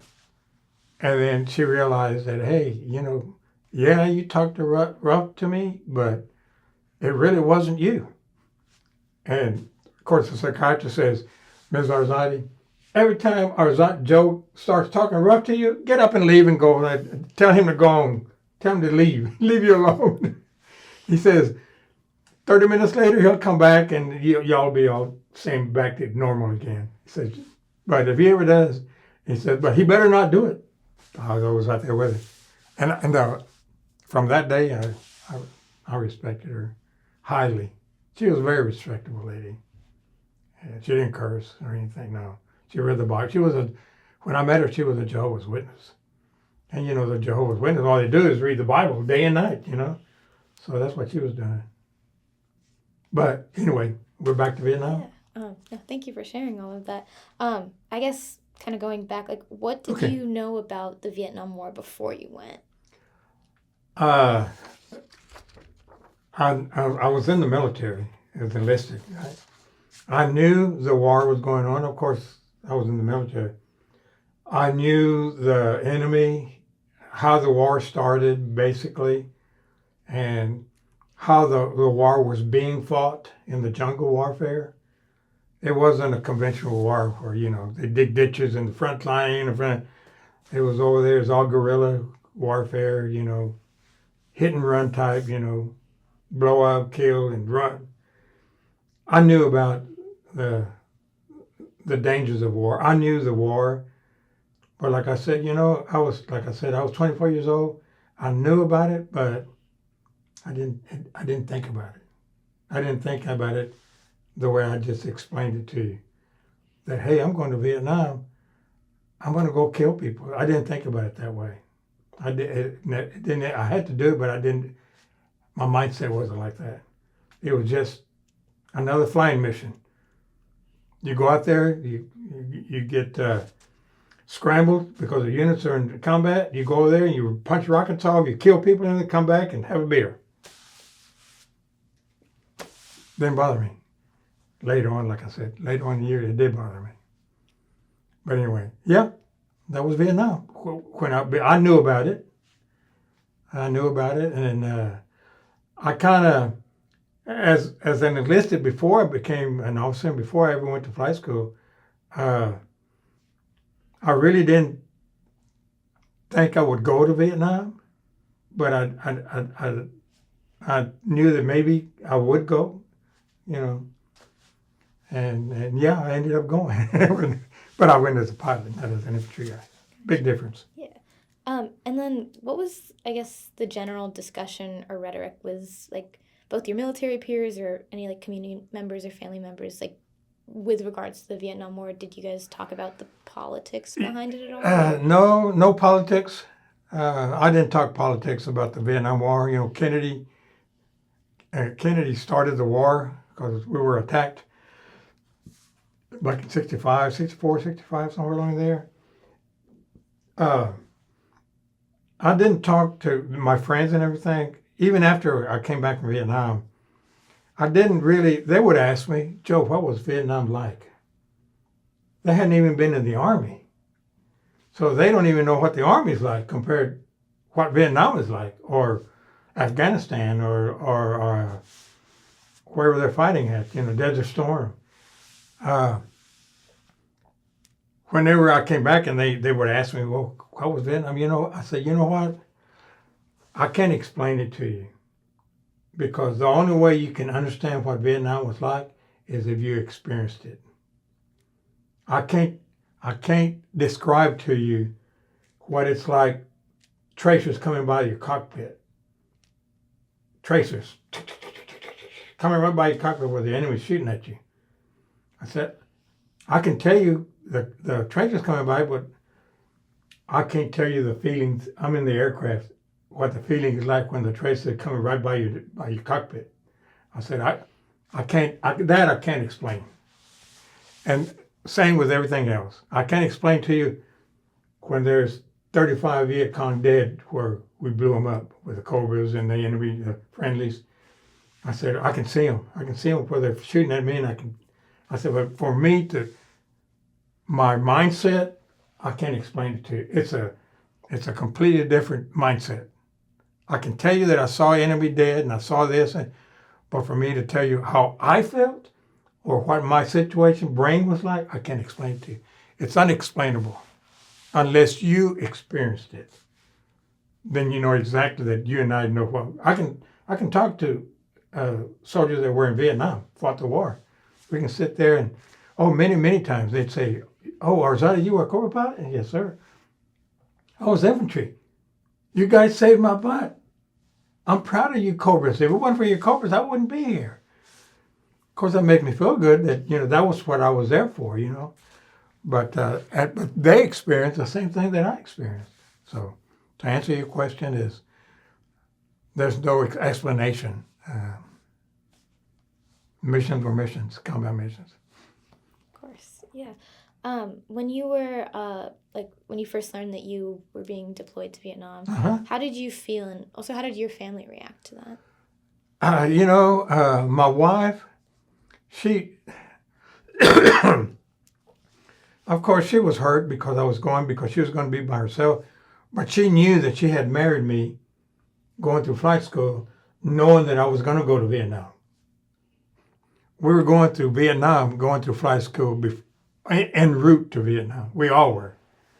There might have been a few pilots that didn't go. And that's because they were generals' sons. And the generals have a lot of power, right? I knew a couple of them. But anyway, she accepted my military life. She says, Joe, she says, I'll take care of everything back home. She says, you just come back alive. And so, yeah, she was very good about backing me up. Yeah, she used to say she used to cry a lot. You see it on TV. See, I used to see all those fights and where helicopters were shot down, and because the war was on the tube, And she says, yeah, there was many times that I cried because they didn't show the names of the pilots that were killed, and they just show them getting killed. And she says, but then I get a letter from you, settle down. But she was a good wife, military wife. She was a very good military wife. She backed everything that I did. She backed me up, and she knew that everything I did was part of my military life, career. She was good. She was a good lady. Yeah. How many kids did you have at this point when you were deployed, or did you not have kids at this Oh, point? yeah. Well, I had my ex-wife kids, but those kids didn't really associate with me too much because their mother she used them against me, right? But when I went the first time, I had one son. He was our oldest son. He was just a toddler when I went to Vietnam. Yeah, he was only like, I think, 2 years old maybe when I went to Vietnam, my first tour. And then I came back and I served as an instructor pilot. We had another kid. And then while I was teaching and everything, a year and a half or 2 years, we had the middle son, our Air Force guy. And then I went to Vietnam. When I finished, went to Vietnam. And just before I left to go to Vietnam, she got pregnant from our daughter. And I went to Vietnam and we had 3 kids. We had 2 boys and a girl. They were too little. They didn't, where's Dad? Oh, he's in the war. Oh, okay. When he's coming back? We don't know. Okay. That was their answer, They were living their lives. They were the little kiddos. Yeah. Did you bring any memorabilia, photos or anything, to Vietnam to remember your family by? Any photos of your family, or did you bring? You're going to see a bunch of photos. Okay. You're going to see a bunch of photos, good and bad. Some of them you're going to look at, and I really don't show them whenever my albums. If I want to show them to some friends of mine, I'll show them the good pictures. I don't show them the ones that got bodies laying everywhere, shot up, tore up. Especially if they're little kiddos around, I don't show them. Those are my individual pictures. Now my kids see them now. Of course, they're old, but I don't show them. You'll see them. Not because I don't respect you, of course, because you're part of my interview. Of course, yeah. And then going to your deployment, what were your, first impressions when you arrived in Vietnam? It's funny you asked that, right? My first tour, we were all in the aircraft. A bunch of soldiers, 300 of us, flying in that aircraft. It was a commercial airplane. We all knew we were going to Vietnam. We all knew that. We were in uniform and everything, right? So everybody thought about it. Now, hey, we're going to war, but they really didn't know what war was. There might have been a few second tour guys in there. It's funny because whenever we got, about 100 miles, maybe 150, 200 miles from Tan Son Nhut, Saigon, where we were landing. And we landed, it was at night, and I went in September. It was a monsoon season. There's 2 seasons, monsoon and the dry season. It's either pouring down rain or it's, drought. Everything is dry. It was a monsoon season.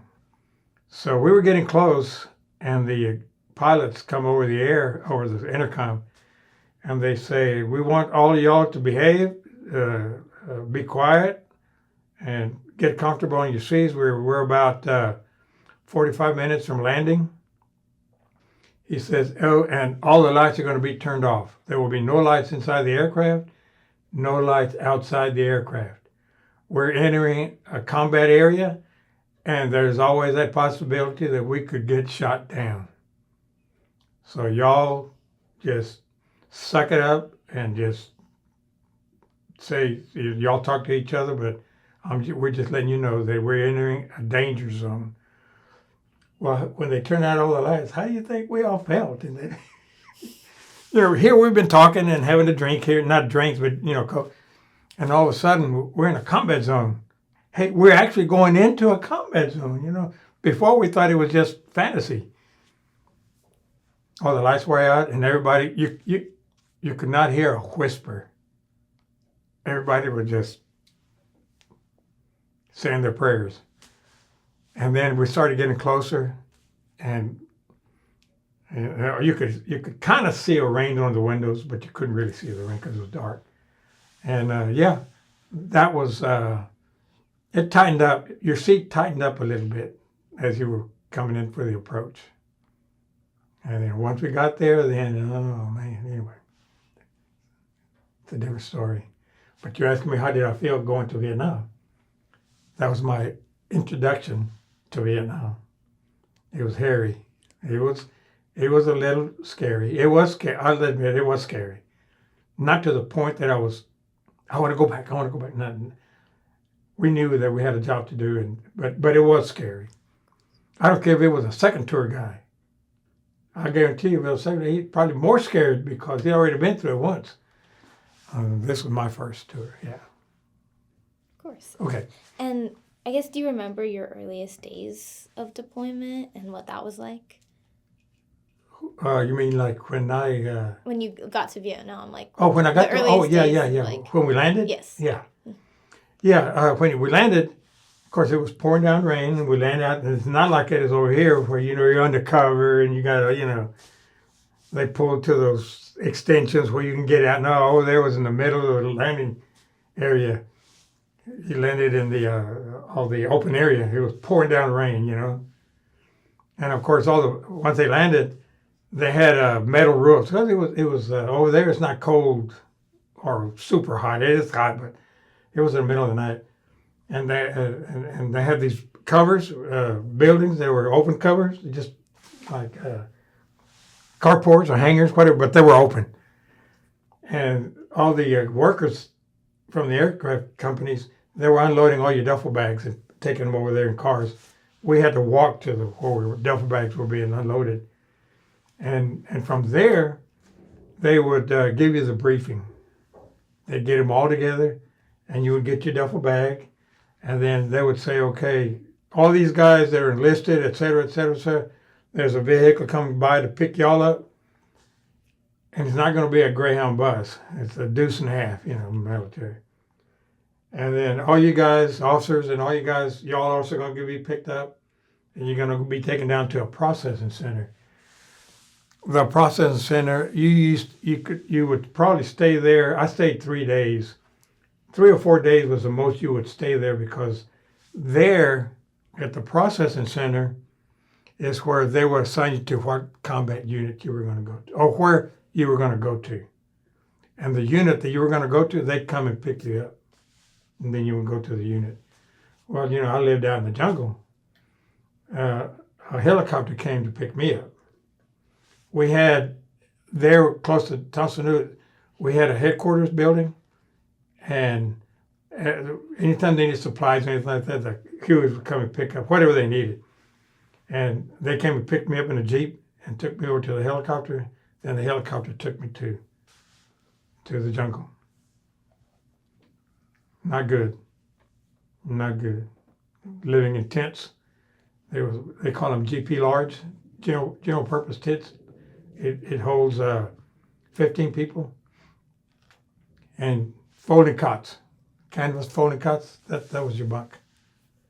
And you had your bunk. And you had throw your uniforms wherever you wanted to throw your duffel bag. And then you would meet your platoon commander and et cetera, your commanding officer, that kind of thing, They were flying combat missions.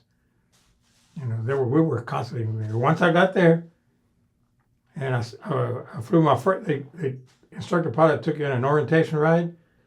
It was orientation ride, but it was up there high, not above the tree.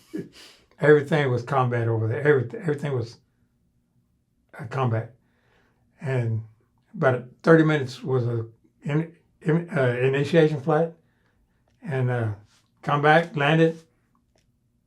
Okay, your turn to go fight. Your turn to get shot at. Yeah. And I remember my first mission that I flew when it was all bullets flying everywhere. Can you tell me a little bit more about that?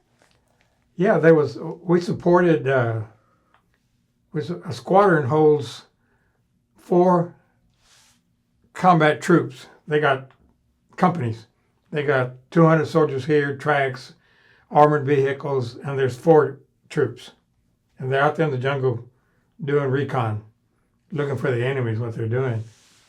And anytime they got into a firefight, and they worked for us, they were part of our unit. And whenever they got into a firefight with the enemy, they would scramble the Cobras from where we were at, and we would go over there and fight the enemy with them, protect them. Yeah, and I remember the first one I went to. I was in the front seat. The aircraft commander flies the back seat. It took you about 3 months to make aircraft commander. You were a pilot, navigator in the front seat with a turret, machine gun. Yeah. I remember firing at the enemy. I could see them shooting. You could see them from up there. You can see everything. And tracers coming by. It was my first battle. And here I am shooting at the enemy. You had an aiming sight for the turret. You had an aiming sight. You could move it. And you could put the aiming sight on the target, enemy. But what we used to do over there, the machine guns have tracers, and they're red tracers. And when you shoot, it looks like a red flame coming out, but they're nothing but tracers. Well, in between, it looks like that they're all just tracers. In between tracers, there's 4 bullets that are not tracers. So, and you can see the tracers. It's a big old light of fire, right? And all you do, instead of using the sight, you would just move the tracers that you're firing, just move them to the target. You didn't need a sight. You're firing, they're firing to the right of it, just move the bullets over to the left, and there's the enemy. Pull the trigger and just keep firing. That was my first battle. And then I progressed from that. And then can you walk me through, I guess, the aftermath of the first battle that you experienced? Like, what was kind of going through your mind after that? Yeah, what happened is normally you would have to go and give an after-action report. It wasn't very detailed. We had our own operations center, but our politicians over here, and then even our general commanders in Vietnam, their big thing was, hey, we're winning the war. It's all propaganda crap. We're winning the war. Today we killed 5,000 Viet Cong. Yesterday we killed 10,000. In this battle we killed 500. Of course, we probably killed 30. But it was all body count because it made them look good, right? So we had to give an after-action report so they could keep up with the bodies we killed. And what we would do as pilots, we would say, okay, we counted, not very good because we're up there flying. It looked to be maybe 25 or 30 Viet Cong, North Vietnamese soldier we killed. And the operation was inputted. They would input into the system. Then they would send out that information, waiting for the ground pounders that actually fought the guys on the ground. They would get out and do body counts. We could do it, but we didn't do it. We would just estimate. And they would compare their count to a pilot's count. And sometimes they was pretty close. But they always added bodies to it. It made the commanders, hey, I'm a major today. I killed, my unit killed 3,000. Tomorrow I'm going to make lieutenant colonel. That's the way the system worked. Us as pilots, we didn't get promoted by bodies that we killed because we're too low on the totem pole. But to answer your question, we did have after action reports that we had to make. They were simple. Gotcha. Can you sort of describe what the atmosphere was like on base? Oh, you mean in Vietnam? Yeah. Oh, I didn't live on base. I live in the jungle. Oh, sorry, in the jungle. Like Okay, what the atmosphere was yeah, like oh there. yeah. The atmosphere was good. It was dangerous, but it was good. We worked out of a dirt airfield. It wasn't like a real pretty, concrete airfield. It was dirt. We used to land everything there. All kinds of aircraft used to land there. It was all dirt. It was a short airfield. And we lived right on the flight line. You could walk out the front from our tent because our Cobras were out on the flight line. You could walk out of the front door and walk 20 yards and you were already at our aircraft. We were right next to the flight line. We had to be. And but as far as the atmosphere, my commanding officer and the infantry unit that was with us, all the other pilots, because we had Cobras, we had Hueys, and we had observation helicopter pilots. We had all three of them, and we had an infantry unit. We got along great. There was, when we weren't out there shooting, killing people, we were inside drinking a beer, or when we could get beer, we didn't get beer too often. Yeah, we'd sit and talk. We were friends. Talk about our past or whatever just the normal conversations. Can you tell me a little bit more about some of the friends that you made in Vietnam?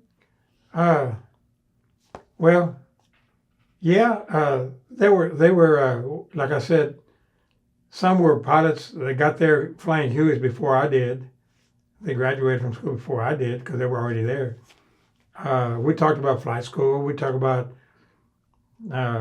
training that we went through. Did you have so and so or what? Yeah, little things like that. There weren't anything important. They were just friendly talk. And yeah, we talked a little bit about our families. I had that picture of my wife where she's real pretty. I had a big frame, right? Took it with me. And I hung it up in one of the rocket boxes that I had there. And guys would come by and they look at it and say, no. You're trying to tell her that that's your wife? I said, that's my wife? No, she's not your wife. She's some kind of a model somewhere. You just took that picture of her and put it in there and claimed that she's your wife. She's like, she's too pretty to be your wife, I said, okay, well, she's my wife, though. And she was. We talked stuff like that. Yeah. It's very sweet. Yeah. Yeah, I guess another question I have is, like, how did the conditions in Vietnam kind of differ from what you were expecting to see, if you kind of had any expectations? Vietnam was not pretty. We lived in those GP large tents. Each tent, the infantry, they had about 25 soldiers. The Hueys pilots, they had like 15, and they all lived in a tent like we did, and they lived in their own tent. The scouts lived in their own tents, and Cobras lived out. They were tents, and it was not pretty. Had holes in them because the rainy season and stuff. We all put over our bunks. They gave you the folding cot was already there. They gave you 2 sheets, and they gave you a mosquito net, and they gave you a poncho, a rain poncho. They're not worth 10 cents. So everybody used to hang their mosquito net over your bunk, obviously for mosquitoes, because it was bad. It was bad jungle. And then your poncho, you would stretch it out over your bunk because you had holes in the. When it was raining, it would move the rain away from your bunk.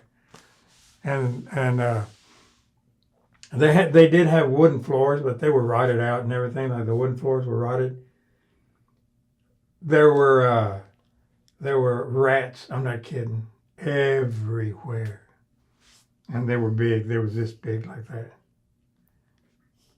Cause like the first night that I got there, I was so tired. I unfolded my cot and folded it and put the sheets on top of that and just laid down.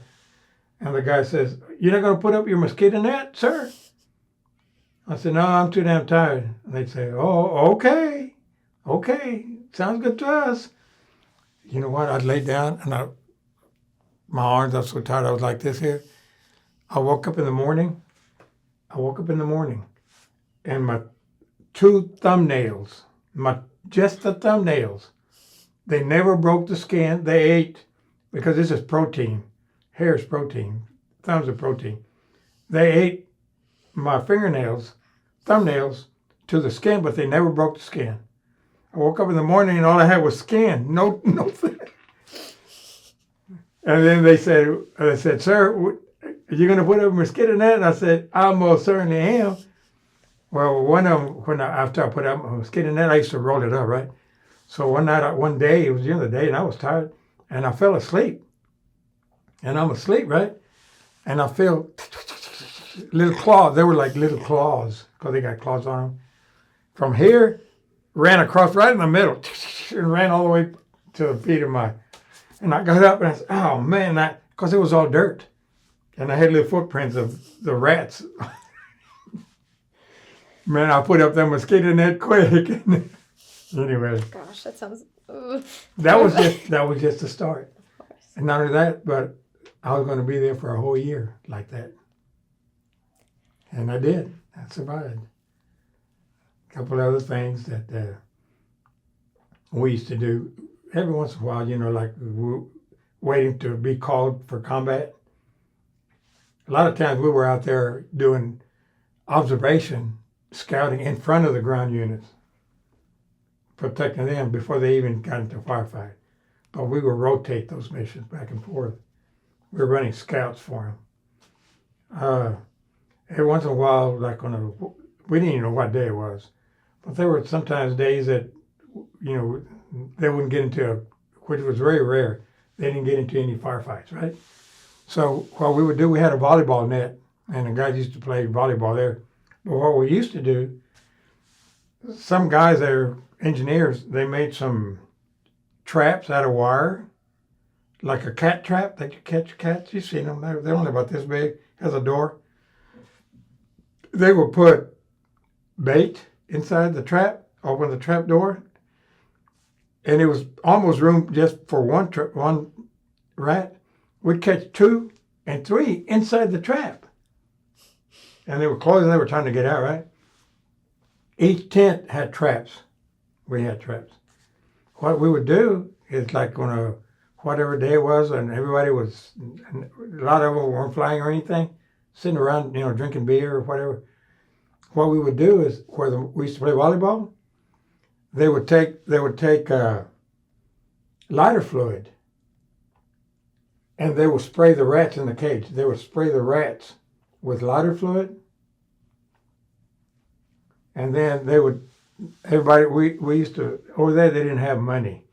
They had what they call military pay certificates, kind of like bingo money, playing Monopoly money.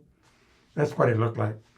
And we used to get like $20 a month or something like that. Well, what we would do is bet on the rats, and we would turn them loose, and they would light them before you turn them loose with a match. And the one that lived the longest would win the money. So we would bet on rats. That was our entertainment. Of course. What did you buy with the military money? Or what could you buy with that? Well, every once in a while, not very often, but every once in a while, we'd have a Hugh or something bring in some beer. We had a tent that was designated as an officers club, and we would go over there, and they kept beer and ice whenever they could get beer, and we would use the money to pay for the beer, and they used it just so they could buy more beer. They didn't use it to make money off of it. And they had cigarettes, and I didn't smoke, but they had all kinds of little, not a whole lot of food, different kind of food. It was not good. It was not good. What type of food did you eat? You ever heard of sea rations? They're called sea rations. They're combat rations. They come in a little cardboard box, the cans, and they come to a little box, individual. And inside, you have a can about this high, like it could be pork and beans, or it could be steak and potatoes, or it could be ham and eggs, but they were in that can. Then the next can, you would have maybe some kind of a fruit, maybe a few slices of pear or peaches, but they were in a can. And then right next to it would have 3 cigarettes in case you smoked. And then it had, it would have a wipey so you could kind of clean your hands in a little bit. And they were called sea rations. And that's what we would eat. Now, we had a mess hall. It was a tent. But it was a mess hall. We had a cook section. They cooked. We were only able, if you were not flying or anything like that and you happened to be there when they served, you would eat a hot meal.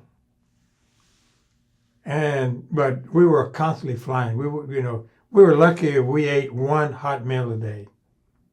We all carried a case of sea rations when we were out there fighting the war. We would land at a dirt strip somewhere, pop up them cans, and eat. That was our food.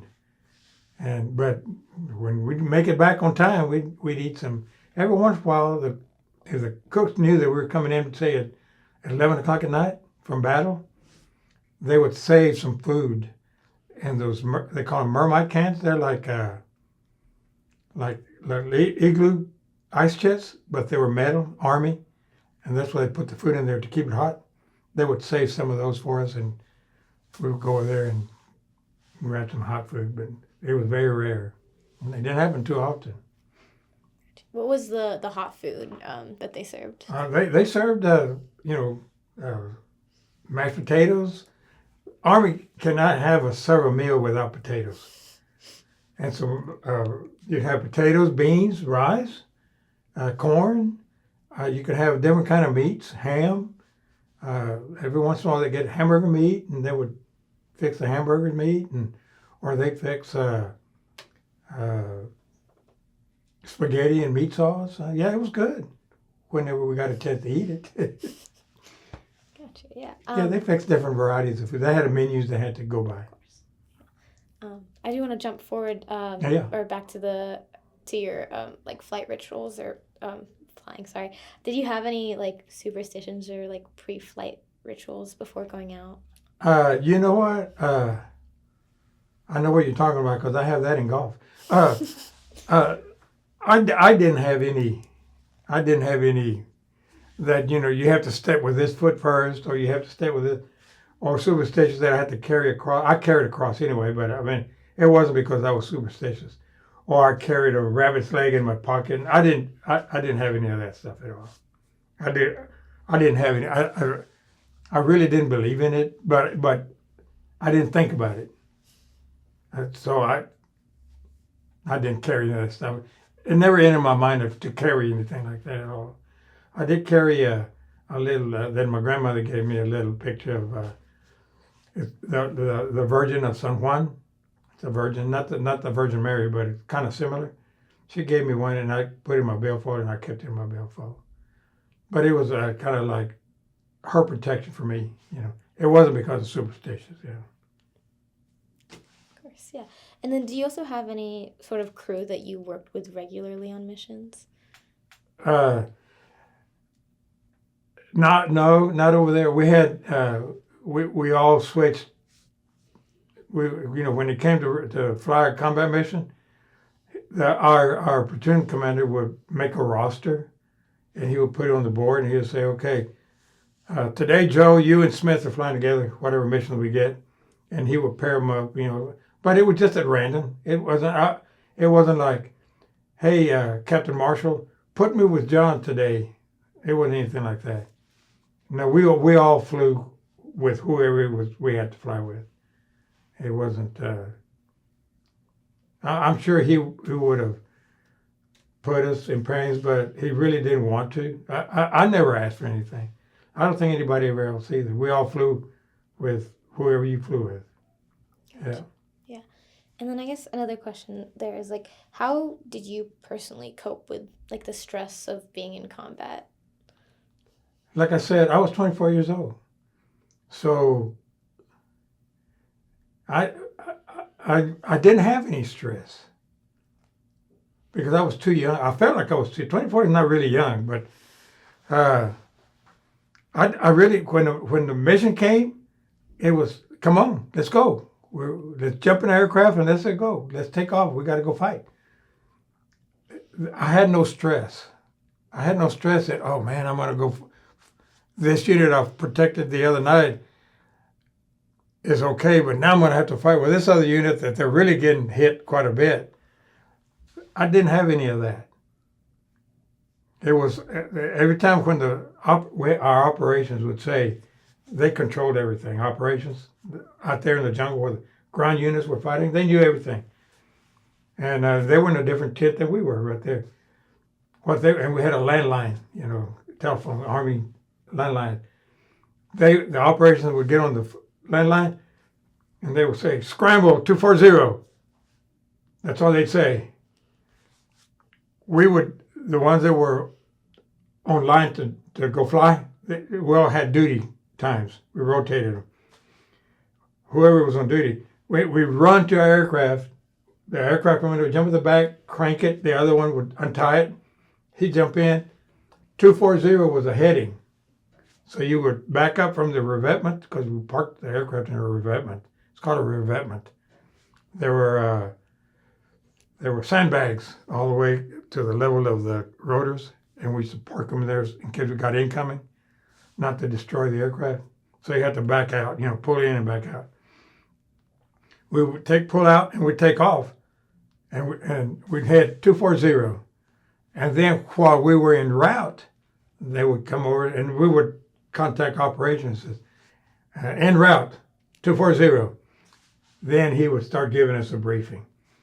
Said F troop is in heavy contact. They're at coordinate so and so and so and so. Turn left to 230, and it'll take you right to because they knew where their friendlies were. They had to know. And we would take our aircraft, fly at 3,000 feet, point it to 230. And once you got up there in the sky around 3,000 feet, you didn't have to look for the enemy. You could see it's like July the 4th. Now, fireworks going everywhere. You could see it. You could see it from 5 miles, 10 miles. So it's Troop F again. Interesting. And we got out there, and then we would get a briefing from the ground people. We had to know where they're at in order. We didn't want to kill them. So we would talk to them. They would give us a briefing. We're going to pop smoke and on our eastern side of our perimeter. And they would pop smoke, and you would identify the smoke. They had different colors, right? And they would say, "I'm popping smoke." And then we got close up there, close.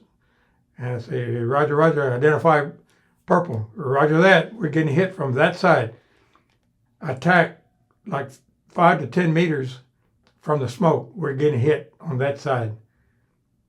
And by that time, we could see the firefights and all this stuff. And we'd start our gun runs. There was a procedure that you were trained to do your gun runs. And you start, they were going at the ground people, but when you got on station to fight the enemy, those tracers turned to you. Yeah. And how did you kind of handle like really big emergency situations mid-flight? And also, do you have any like specific combat missions that like if That something happened? Yeah. Yeah. I did. I had it was a firefight that lasted. It was one of the largest firefight that I flew combat mission. It was my first tour. The enemy attacked at night, just as it was getting dark, on the ground units, and we flew all night long. You would expend all your ammunition on the enemy, go back, refuel, rearm, didn't even get out of the aircraft. It was hot refueling and hot rearming. Turn around and come back over and over and over and over, all night long. And usually it was around 3 or 4 Cobras rotating, fighting. Fought all night long. That was probably, I don't know, that was one of my biggest battles that I fought. fought a whole bunch of little ones, but that was the biggest one. And it was pretty extensive, pretty bad. Yeah. But, we did what we had to do. Did you have to make any sort of like really big decisions that would put kind of like your life and lives of your crew in a lot of danger? That battle, what I was telling you about that main battle, I didn't finish. The main battle that we fought there that time, I took a high caliber enemy hit on my aircraft, and you'll see pictures of it. And I felt when I took the hit, because I could see the traitors coming by, and you would attack. They were shooting at you, right? You would attack here, and then you would break this way. Well, you were vulnerable. When you turned this way, you were vulnerable to their attack. But we were trained to time it. When you turned, the other three aircraft that are supporting you, they would be turning for final. And when you made your turn, they were already firing at the target, so you wouldn't get attacked. However, I did get attacked, and I did take a hit. I felt the hit. I checked all my instruments, checked everything, and everything was in the green. And when I made the turn, I was ready to come back and rearm and refuel. And so I kept checking all my instruments, make sure everything was operational. And we got back and we hot refueled. And I was in the back seat. And the co-pilot refueled. He gets out and refueled, and he hangs it up and jumps in. We go to the rearming point. Well, at the rearming point, we didn't get out of the aircraft. We were hot battle. The crew chiefs were rearming you. They were all putting you everything, loading you up. At the same time, they would make a walk-around inspection of your aircraft from the front to the back. Well, I got rearmed and everything, and I got ready and it was a revetment. But that revetment, it was L-shaped. You had to hover sideways, rearm, and then you would hover sideways, and then you would take off. I hovered sideways, and just as I was getting ready to take off, my crew chief ran in front of my aircraft, and he was going like this. Cut it off, cut it off, cut it off. I could hear him telling me. I couldn't hear him, but I could see him. And he was telling me that I took a hit. He found the hit. So I kind of pulled over a little bit, and about the time that I pulled over, my aircraft hit the ground. Not very high. I had taken a hit. The aircraft, all the Hueys, they have a tail rotor that keeps you straight. And the tail rotor is operated by a drive shaft. You know what a drive shaft is? Cars have drive shafts. That's what makes the wheels turn underneath your car. They're hooked up to your transmission, and the transmission is turning. The engine's turning, transmission's turning, and the drive shaft is hooked up to your rear end, and it's turning, and that's what makes your wheels turn. That's what makes the car go. Well, in the in the Cobras, we have the drive shaft, and it turns the rotor back in the back, kind of like the same on a car, kind of. Well, I had taken a hit. The drive shaft is about that big around. It severed my drive shaft. But I was so close to the ground that I didn't spin. And I landed it. Jumped out, turned it off and everything. Jumped out, jumped in another Cobra and took off. Gosh, very fast. You were asking me, emergency. Yeah. That's a big one. And then I had a hydraulics failure, and I made a running landing, but that wasn't too bad. Can you talk a little bit about how your first time in Vietnam differed from your second time? Yeah. It was hard to take the second tour, but I already knew. My wife couldn't understand why I was going back the second time, but I told her, I said, I'm a Cobra pilot, hon. They need Cobra pilots over there. And she, of course, she accepted it and everything. I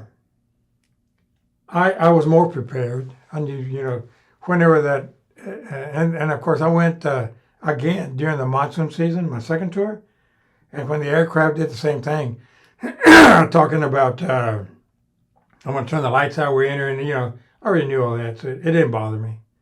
I already knew that. I didn't get excited or, scared or anything like that.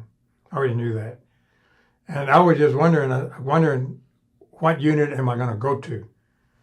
And I was an air cavalry type soldier. And I said, if I get assigned to an assault helicopter company, I ain't going. I'm going to go to an air cavalry unit. And lo and behold, I was assigned to an air cavalry unit. I was assigned my second tour, the area of operations where we fought the most. I was assigned my second tour to the work. It was worse than my first tour. The battles that we fought in my second tour, they were worse than the ones that I fought in my first tour. It was bad. I flew with the 101st Airborne Division, and it was up north by the demilitarized zone, right next to North Vietnam. North Vietnam was our enemy, and that was the worst place in Vietnam. Yeah, but I flew it. I flew all of them, so I survived. Can you kind of expand on like what made it worse? It was worse because we were fighting more enemy. In my first tour, it was sporadic, but we were fighting. Over there with the 101st Airborne, the areas that we flew, it was nothing but enemy. And as soon as you crossed the hill or the mountains, you started taking fire. There was no pause. There was no, or the friendlies getting attacked. They were always getting attacked. It was a battle from the time you crossed over the mountains. It was called the Ashaw Valley. It was a valley about 300 miles long. North Vietnam owned that. And every time you went over the mountains in a little low area, and you went over the mountains into the valley, from the time you crossed into their area, you were taking fire. And you took fire until you left. There was no, well, I'm not taking fire this time. From the time that you left, because it was owned by the enemy. They were everywhere. So when one enemy stopped firing over there, you're already taking fire from all the other enemy units around there, So anyway, that's what made it worse. It was that part, the fighting part was worse. The living conditions were better, my second tour. Instead of living in a tent like I did in the jungle out there, I lived in a operational military base, and we had Quonset huts, those round ones, those round metal buildings that you see farmers have them. We lived in Quonset. Oh, that was like the High Regency. Yeah, and I had a bunk with a big old mattress on it, and no holes in the roof, no rats. And yeah, I mean, we were comfortable in that respect, but the flying part was worse. Yeah. And we had a mess hall. Oh, sorry. What? Yeah, we had a mess hall, and they waited for us to eat. You come out late, they always saved hot food for us. We still ate sea rations, but hot food. Yeah, I'm sorry. Go ahead. Oh no. Can you also talk a little bit about the time back home between your first and second deployment and what that was like, and like also how long that was? How much time? Yeah, between the first time you back in the States. Yeah, well, I got back in August of 1970. August of 1970, and I was assigned as an instructor pilot. That was a gravy train. I worked half a day. I worked half a day, maybe 3 days a week, maybe 4 days a week, because on the weekends I'd send my students solo flying, so I didn't have to show up. But anyway, that tour was the best job I ever had, was being an instructor pilot. I was instructor pilot for over a year. And then when I got orders to go back to Vietnam again, I went back to the same salt mines that I left a year and a half before. And how old were your kids at the time when you were an instructor? Oh, yeah. My oldest, that was 71 and 72. My oldest son was 4 years old. And my middle son, he was born in 71, so he was not even a year old when I left back to come back home, back to Vietnam. Yeah, he was born In March, as a matter of fact, he just had a birthday. He was born March of 71. He was just a baby. Yeah. Sorry. My daughter wasn't born yet. That's right. Sorry, I had another question. I forgot what it was. Yeah, I guess another question. Did you kind of receive any care packages from home? And if so, like what was in them? I didn't. Yeah. Letters, you know what? And I've got a briefcase at home that my wife, she saved every letter that we wrote to each other. They're in the, she's been dead for, I didn't know she had, you know what? We were married for 54 years. And I didn't know that she had saved them. She never told me. She never told me she had saved them. She had them in a black briefcase. And after she died in 21. I was cleaning her clothes and everything. And I, back behind the clothes in the corner of a closet, I saw that briefcase. After I cleaned out some stuff, I said, what the hell? This is not my briefcase. I don't remember having this briefcase. It's black, leather briefcase. I said, what the hell? And so I pulled it out and I put it on the bed and I opened it. I'll be damned. Every letter that I wrote and that she wrote, she put them in that briefcase. Never told me. And you know what? I've got them here with me in San Antonio. I've yet to read one yet. I still have them in the briefcase, locked. And there's so much other stuff I got to do. You know. Anyway, I got them in my briefcase. I did tell my kids, I have every letter that your mom wrote to me. Well, what do they say, Dad? I said, I haven't read them yet, son. I said, and probably some of the stuff that I wrote to her, she wrote to me, I cannot read it to y'all boys. It's adult stuff, you know. I don't remember, but I just said that to him. There's a lot of stuff that I'm doing. You know, I've already got 99% of my pre-funeral plannings and everything. And once I get in, I've got some uniforms that I'm going to give my kids, my dress blues. I'm going to put them in a shadow box and stuff like that. And that's what I'm doing. And I said, once I get all of that out of I don't have to do it anymore, other than just maybe play golf. I said, I'm going to put out those letters and I'm going to start reading them to my wife. I go to see her every day. I'll pull out a stack of letters and I'll take them there with the briefcase. I'll stack them there and I'll sit there and talking to her. I'll talk to her every day.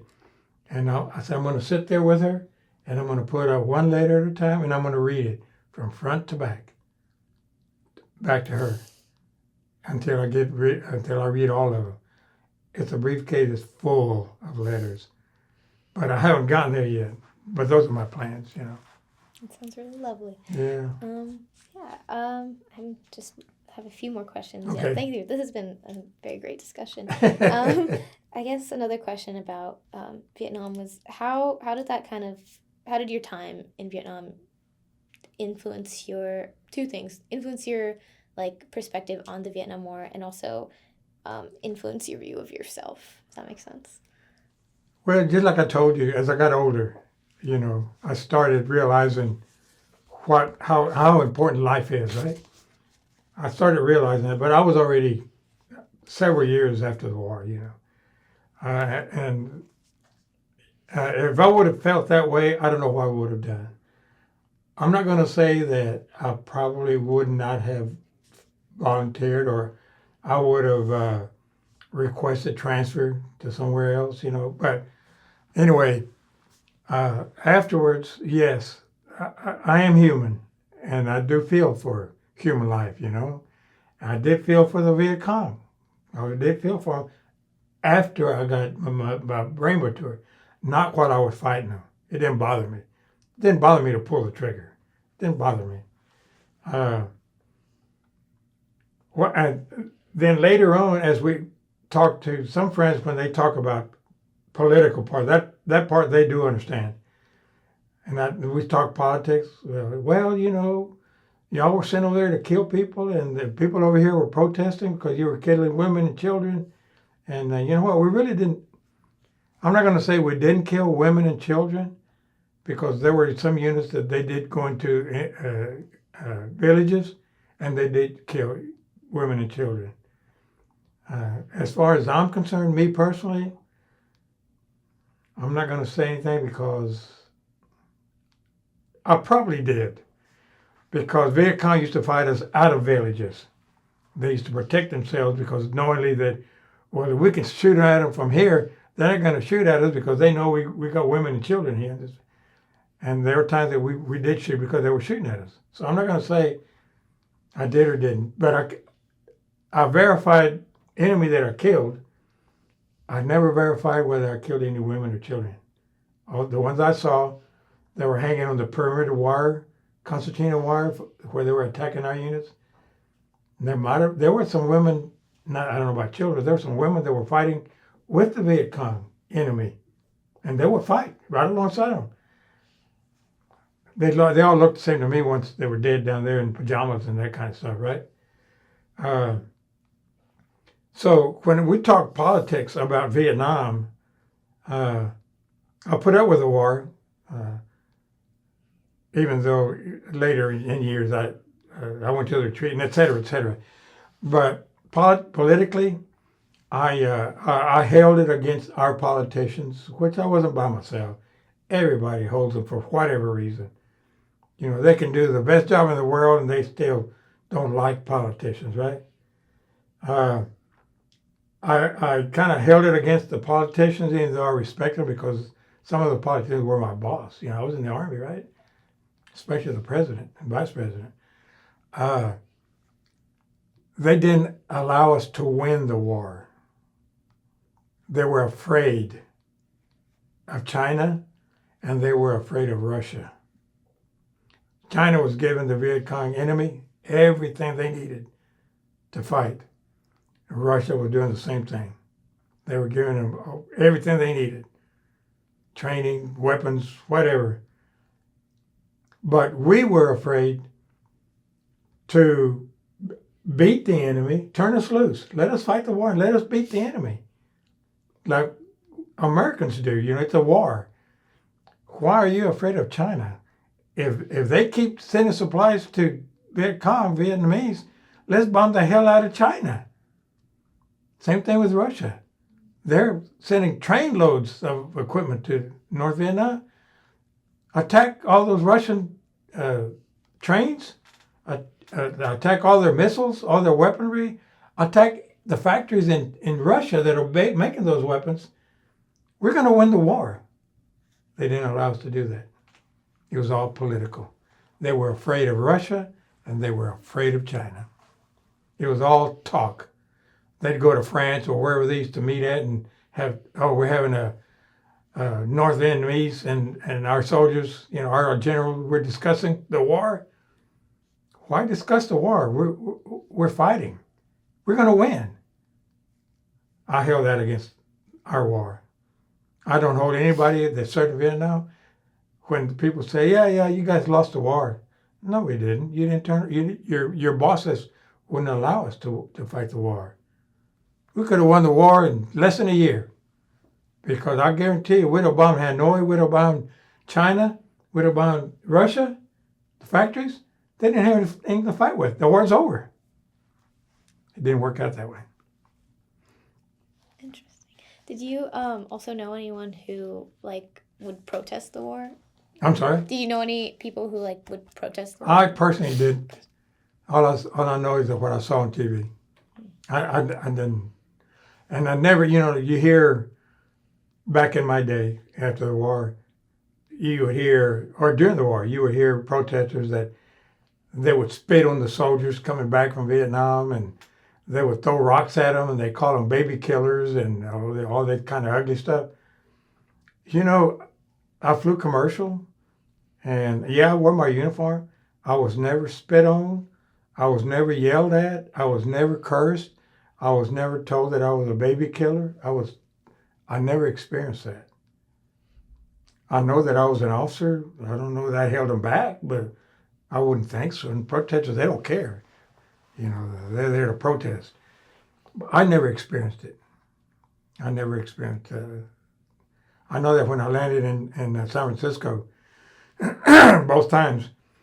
I saw some people that looked like they were protesting, but they were outside the airport. I never experienced it. If they were, I couldn't tell. I just got in my plane and came home. Of course.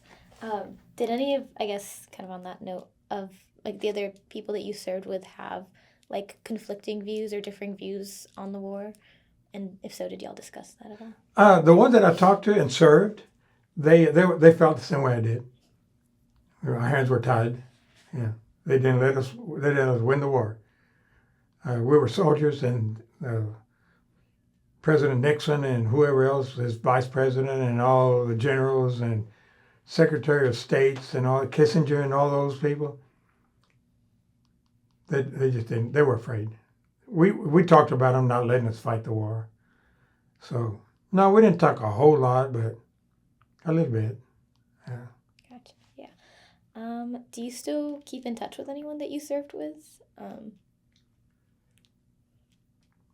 You know what? I've been to several reunions, and as far as Cobra pilots, like I was telling you, when I went to Cobra school, you'll see a picture. I was the only Mexicano, no negritos. We did have one black pilot that came way after I was there, but there were no Mexicanos and no negritos when I went to school, and you know the war's been over for what 55 years, whatever it is, 69. And out of my 60, and I've been to reunions, and I've yet to stand up face to face to a Mexicano Cobra pilot. I've never seen one, or a Negrito Cobra pilot. I've been to reunions, big reunions. They were all Huey pilots or Scout pilots. No Cobra pilots. I said, damn, was I the only one? I know I wasn't the only one. But Mexicano, as far as I know, I've never met one, and it was me. I don't know where they all went to. They went to hiding or something. Is there anything also that you wish more people knew about your experiences as a Cobra pilot? And also as like a Hispanic in the military? You know, I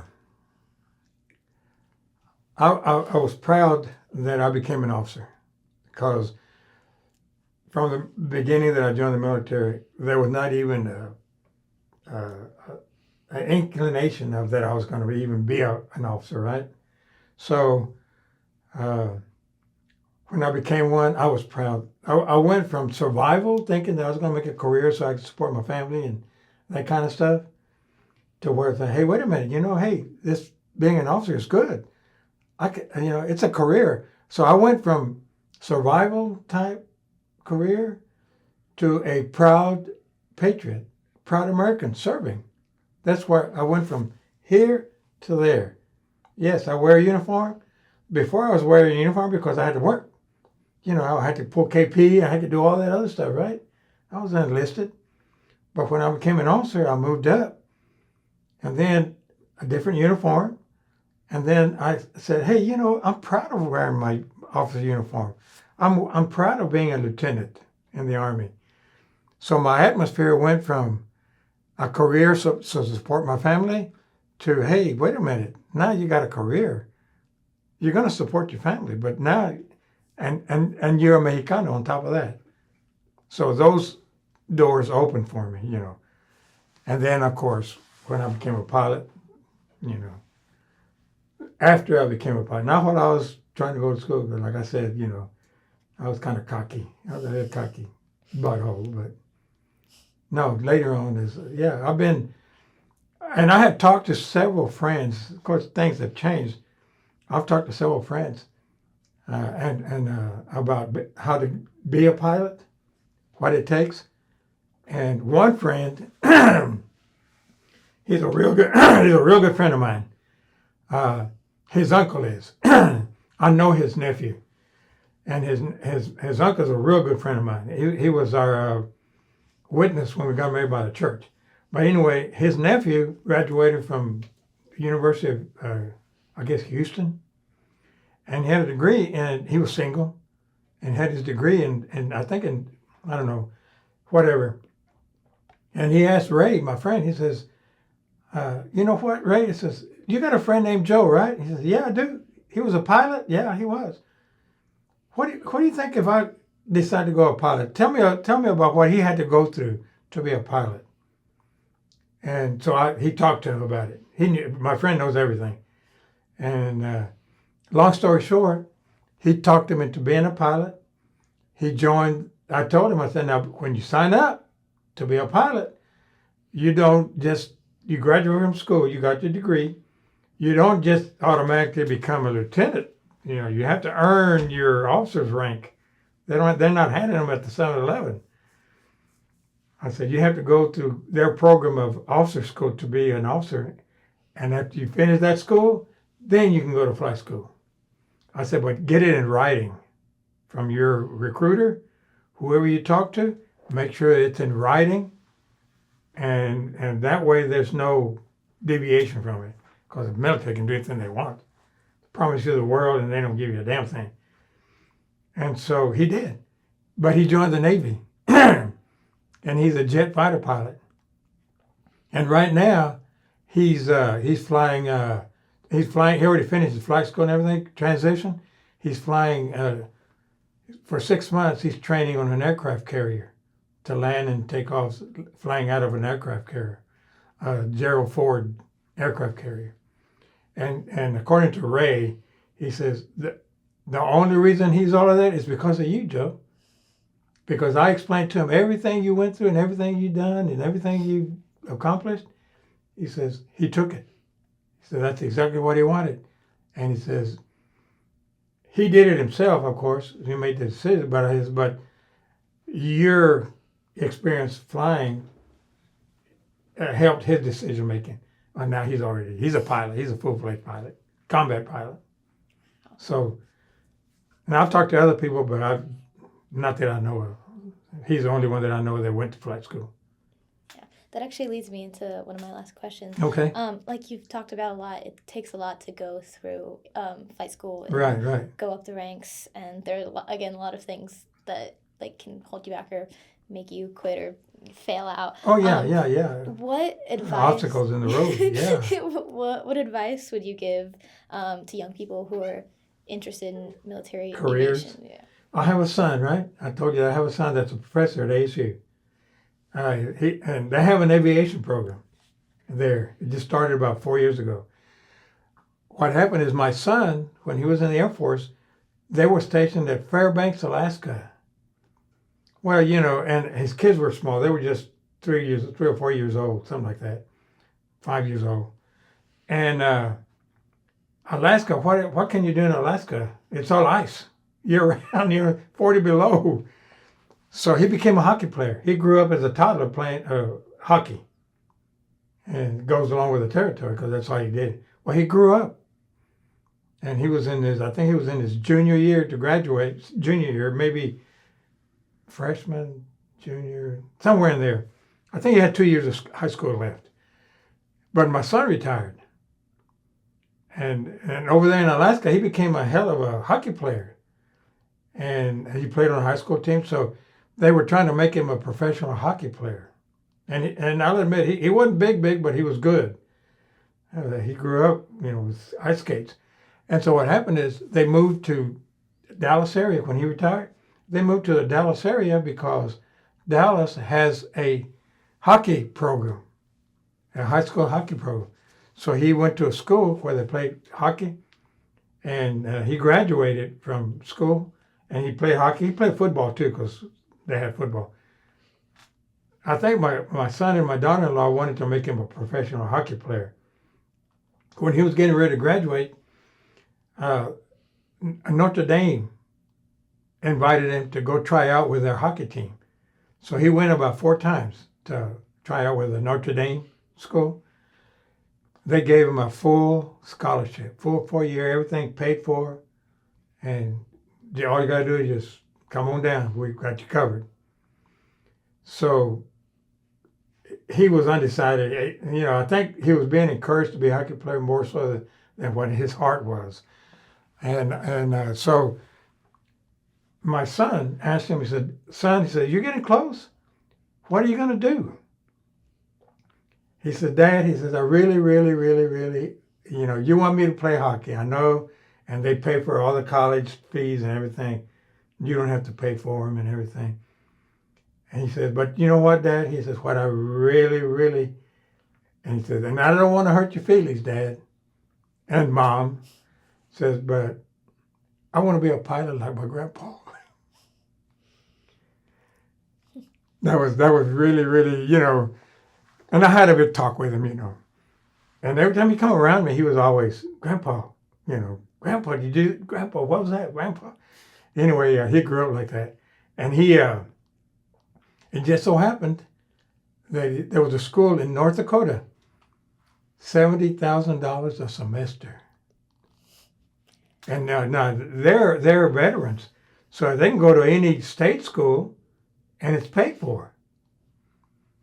So it just so happened that the year that he graduated from high school, Angelo State in San Angelo started an aviation degree program, and that's where he went. He graduated, and he's a full-fledged pilot. He's got all his ratings. He got his degree, and he's an instructor pilot teaching right now. He's got his application in for about 5 or 6 different airline companies. I think Southwest was looking at him.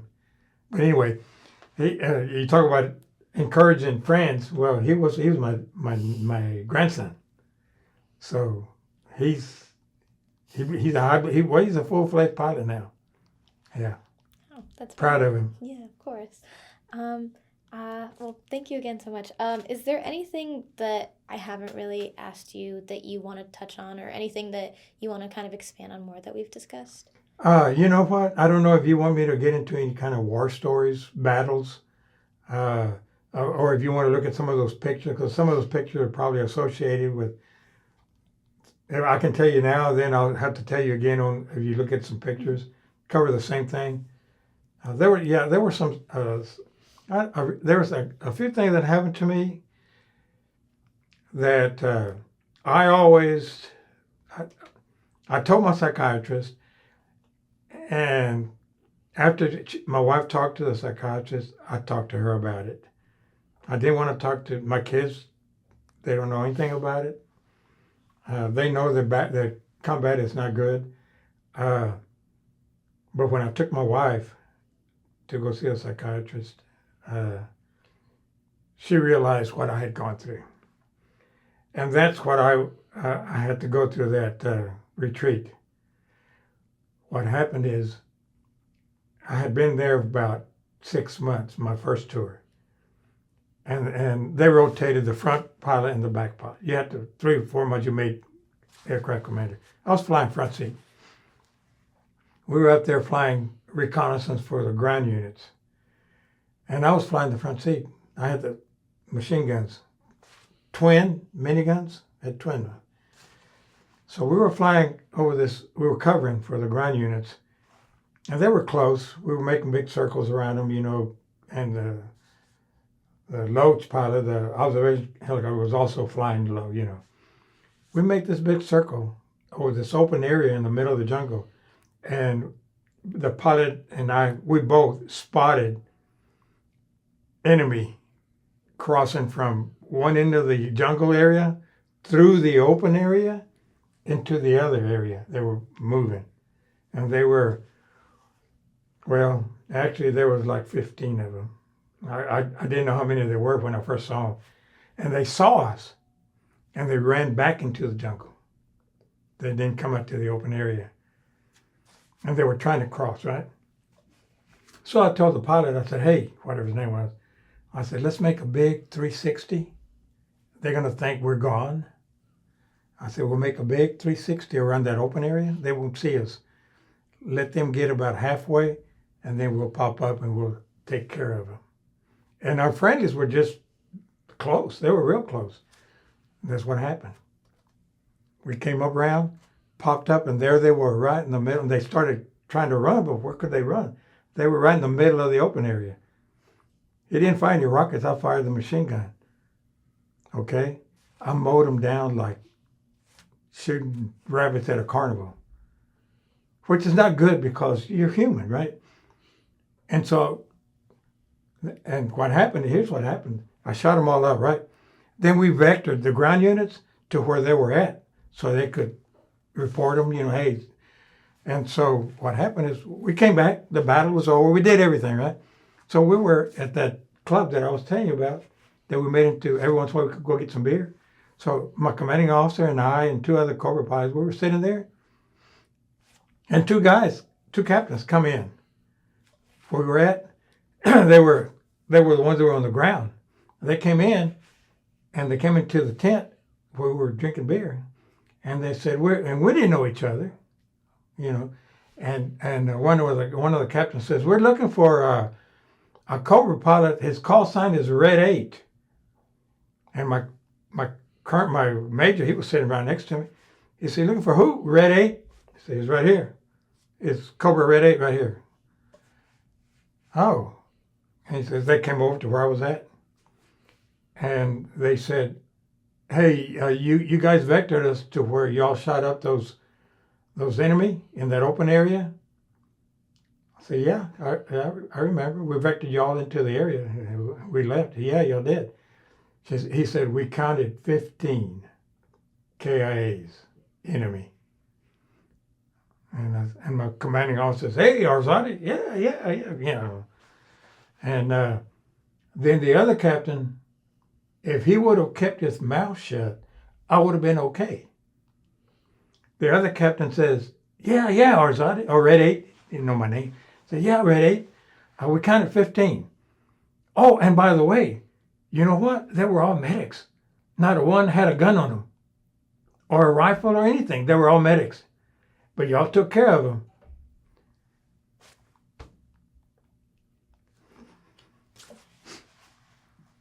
I don't say that to too many people. I had to live with that. It was not good.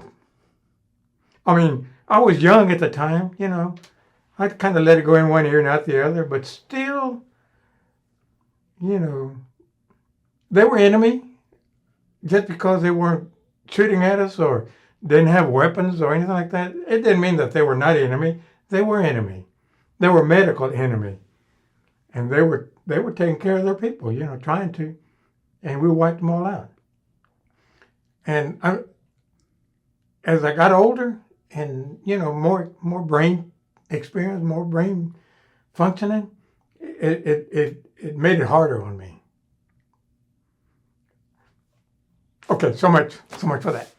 I already told you one of the stories. That's good. Yeah. I won't talk about that anymore. Thank you for sharing. Is there anything that, I guess, talking with your psychiatrist or going to the retreat, anything that they've discussed that kind of have helped you through that? It was real good that he talked to my wife, because then she understood me. And then she could understand. She could understand whenever I was in the corner by myself, right? She understood. She didn't bother me. She'd get away and that kind of stuff. She knew what I was going through. And he helped her with that, hey, just let him go, let him do what he's got to do. And I survived through that. Reunions, I never bring it up. I take the rocket and I'll take it just to show.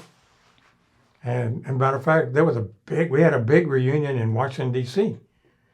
Big reunion, 4,000 pilots, crew chiefs, a few crew chiefs. My rocket was the only one there. They all wanted to take pictures with it, and I had my helmet with me too. My helmet is, it brings back a lot of memories too. That helmet is something. I gave it to my oldest kid. He and I had a big talk, but he wanted it, so I gave it to him. I know it hurts. Yeah. Some of those stories are not good. Yeah. That was one of my worst ones. Yeah. A lot of other battles, but that one hurt me the most. Yeah. I didn't mean to make you cry. It's okay. It's It kind of makes me cry too. Yeah, it does. But those were. those were the collateral damage of war. That one captain, My Lai massacre, they went into an encampment. I don't know if you ever heard of the My Lai massacre. Yeah. He was an infantry captain. I met the captain. They went in there and he ordered all the villagers shot and killed. There was no enemy in the village. And he ordered them all killed, women and children. He wiped them all out. There was one soldier that refused to fire, and he's the one that actually brought it to light, because I think they were going to try to cover it. Yeah, and that was a big enticement for the protesters. Hey, you guys are killing all their women and children, shooting them, and they did. Yeah. Anyway, I'll let you go.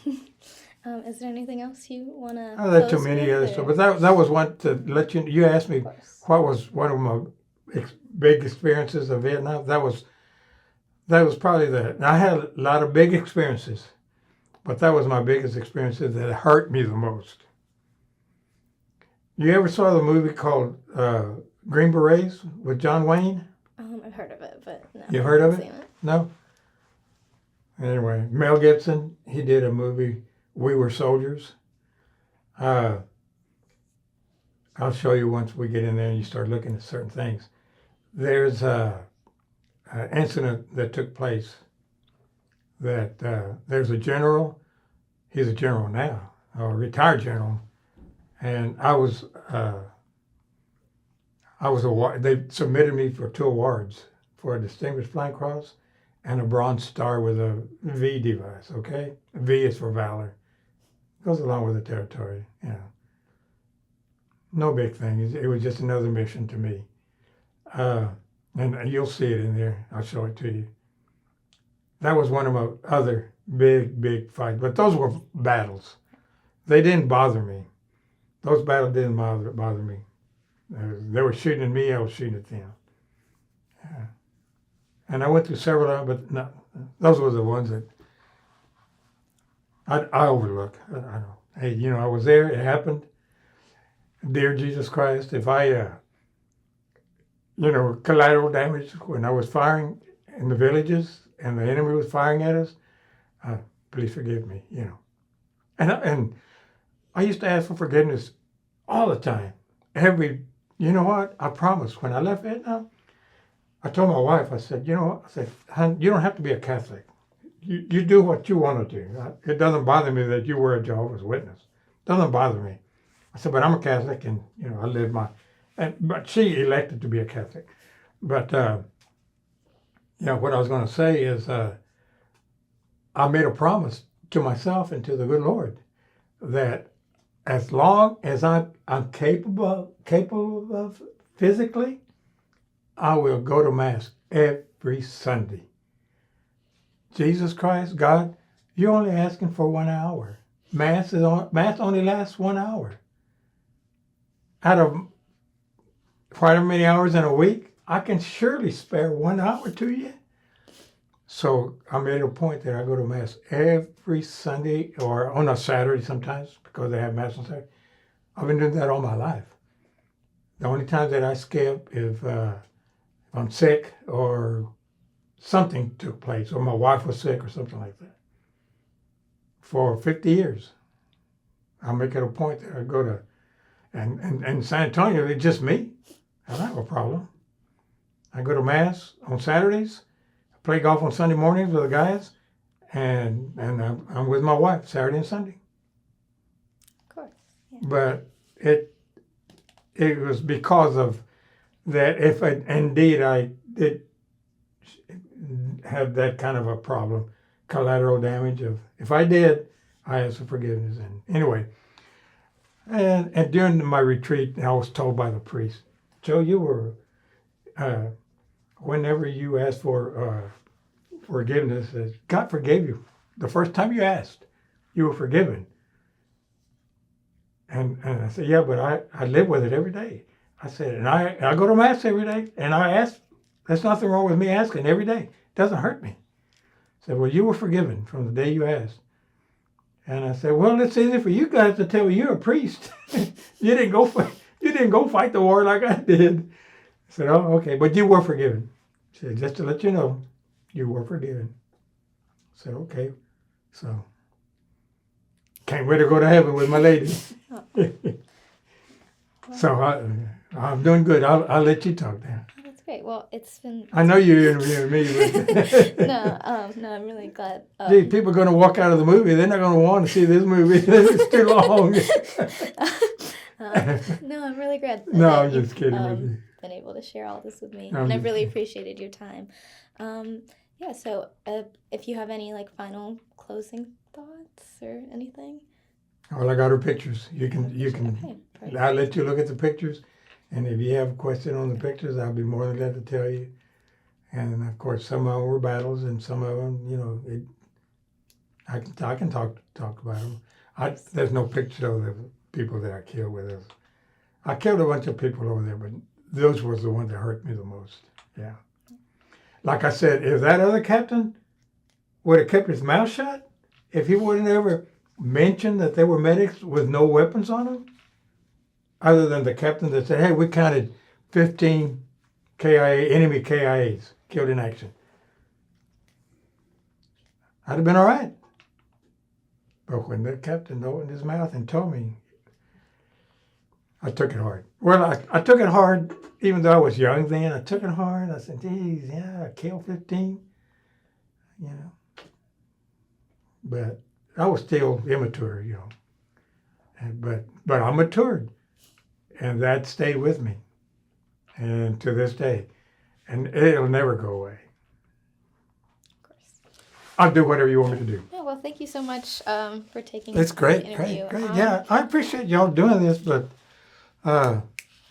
so it's going to be here in the archives of the UT. Yes, it will be. That's funny. But yeah. My kids are going to say, I want to tell them, because they don't know that I'm doing this. None of my kids know that I'm doing this. I'm the only one that, Chris, he's not my kid. Chris is he was one of my sergeants in the military. But yeah, I'm going to tell my kids, but I'm not going to tell them anytime soon. Gotcha. Yeah. That's great. Thank you so much. Yes, ma'am.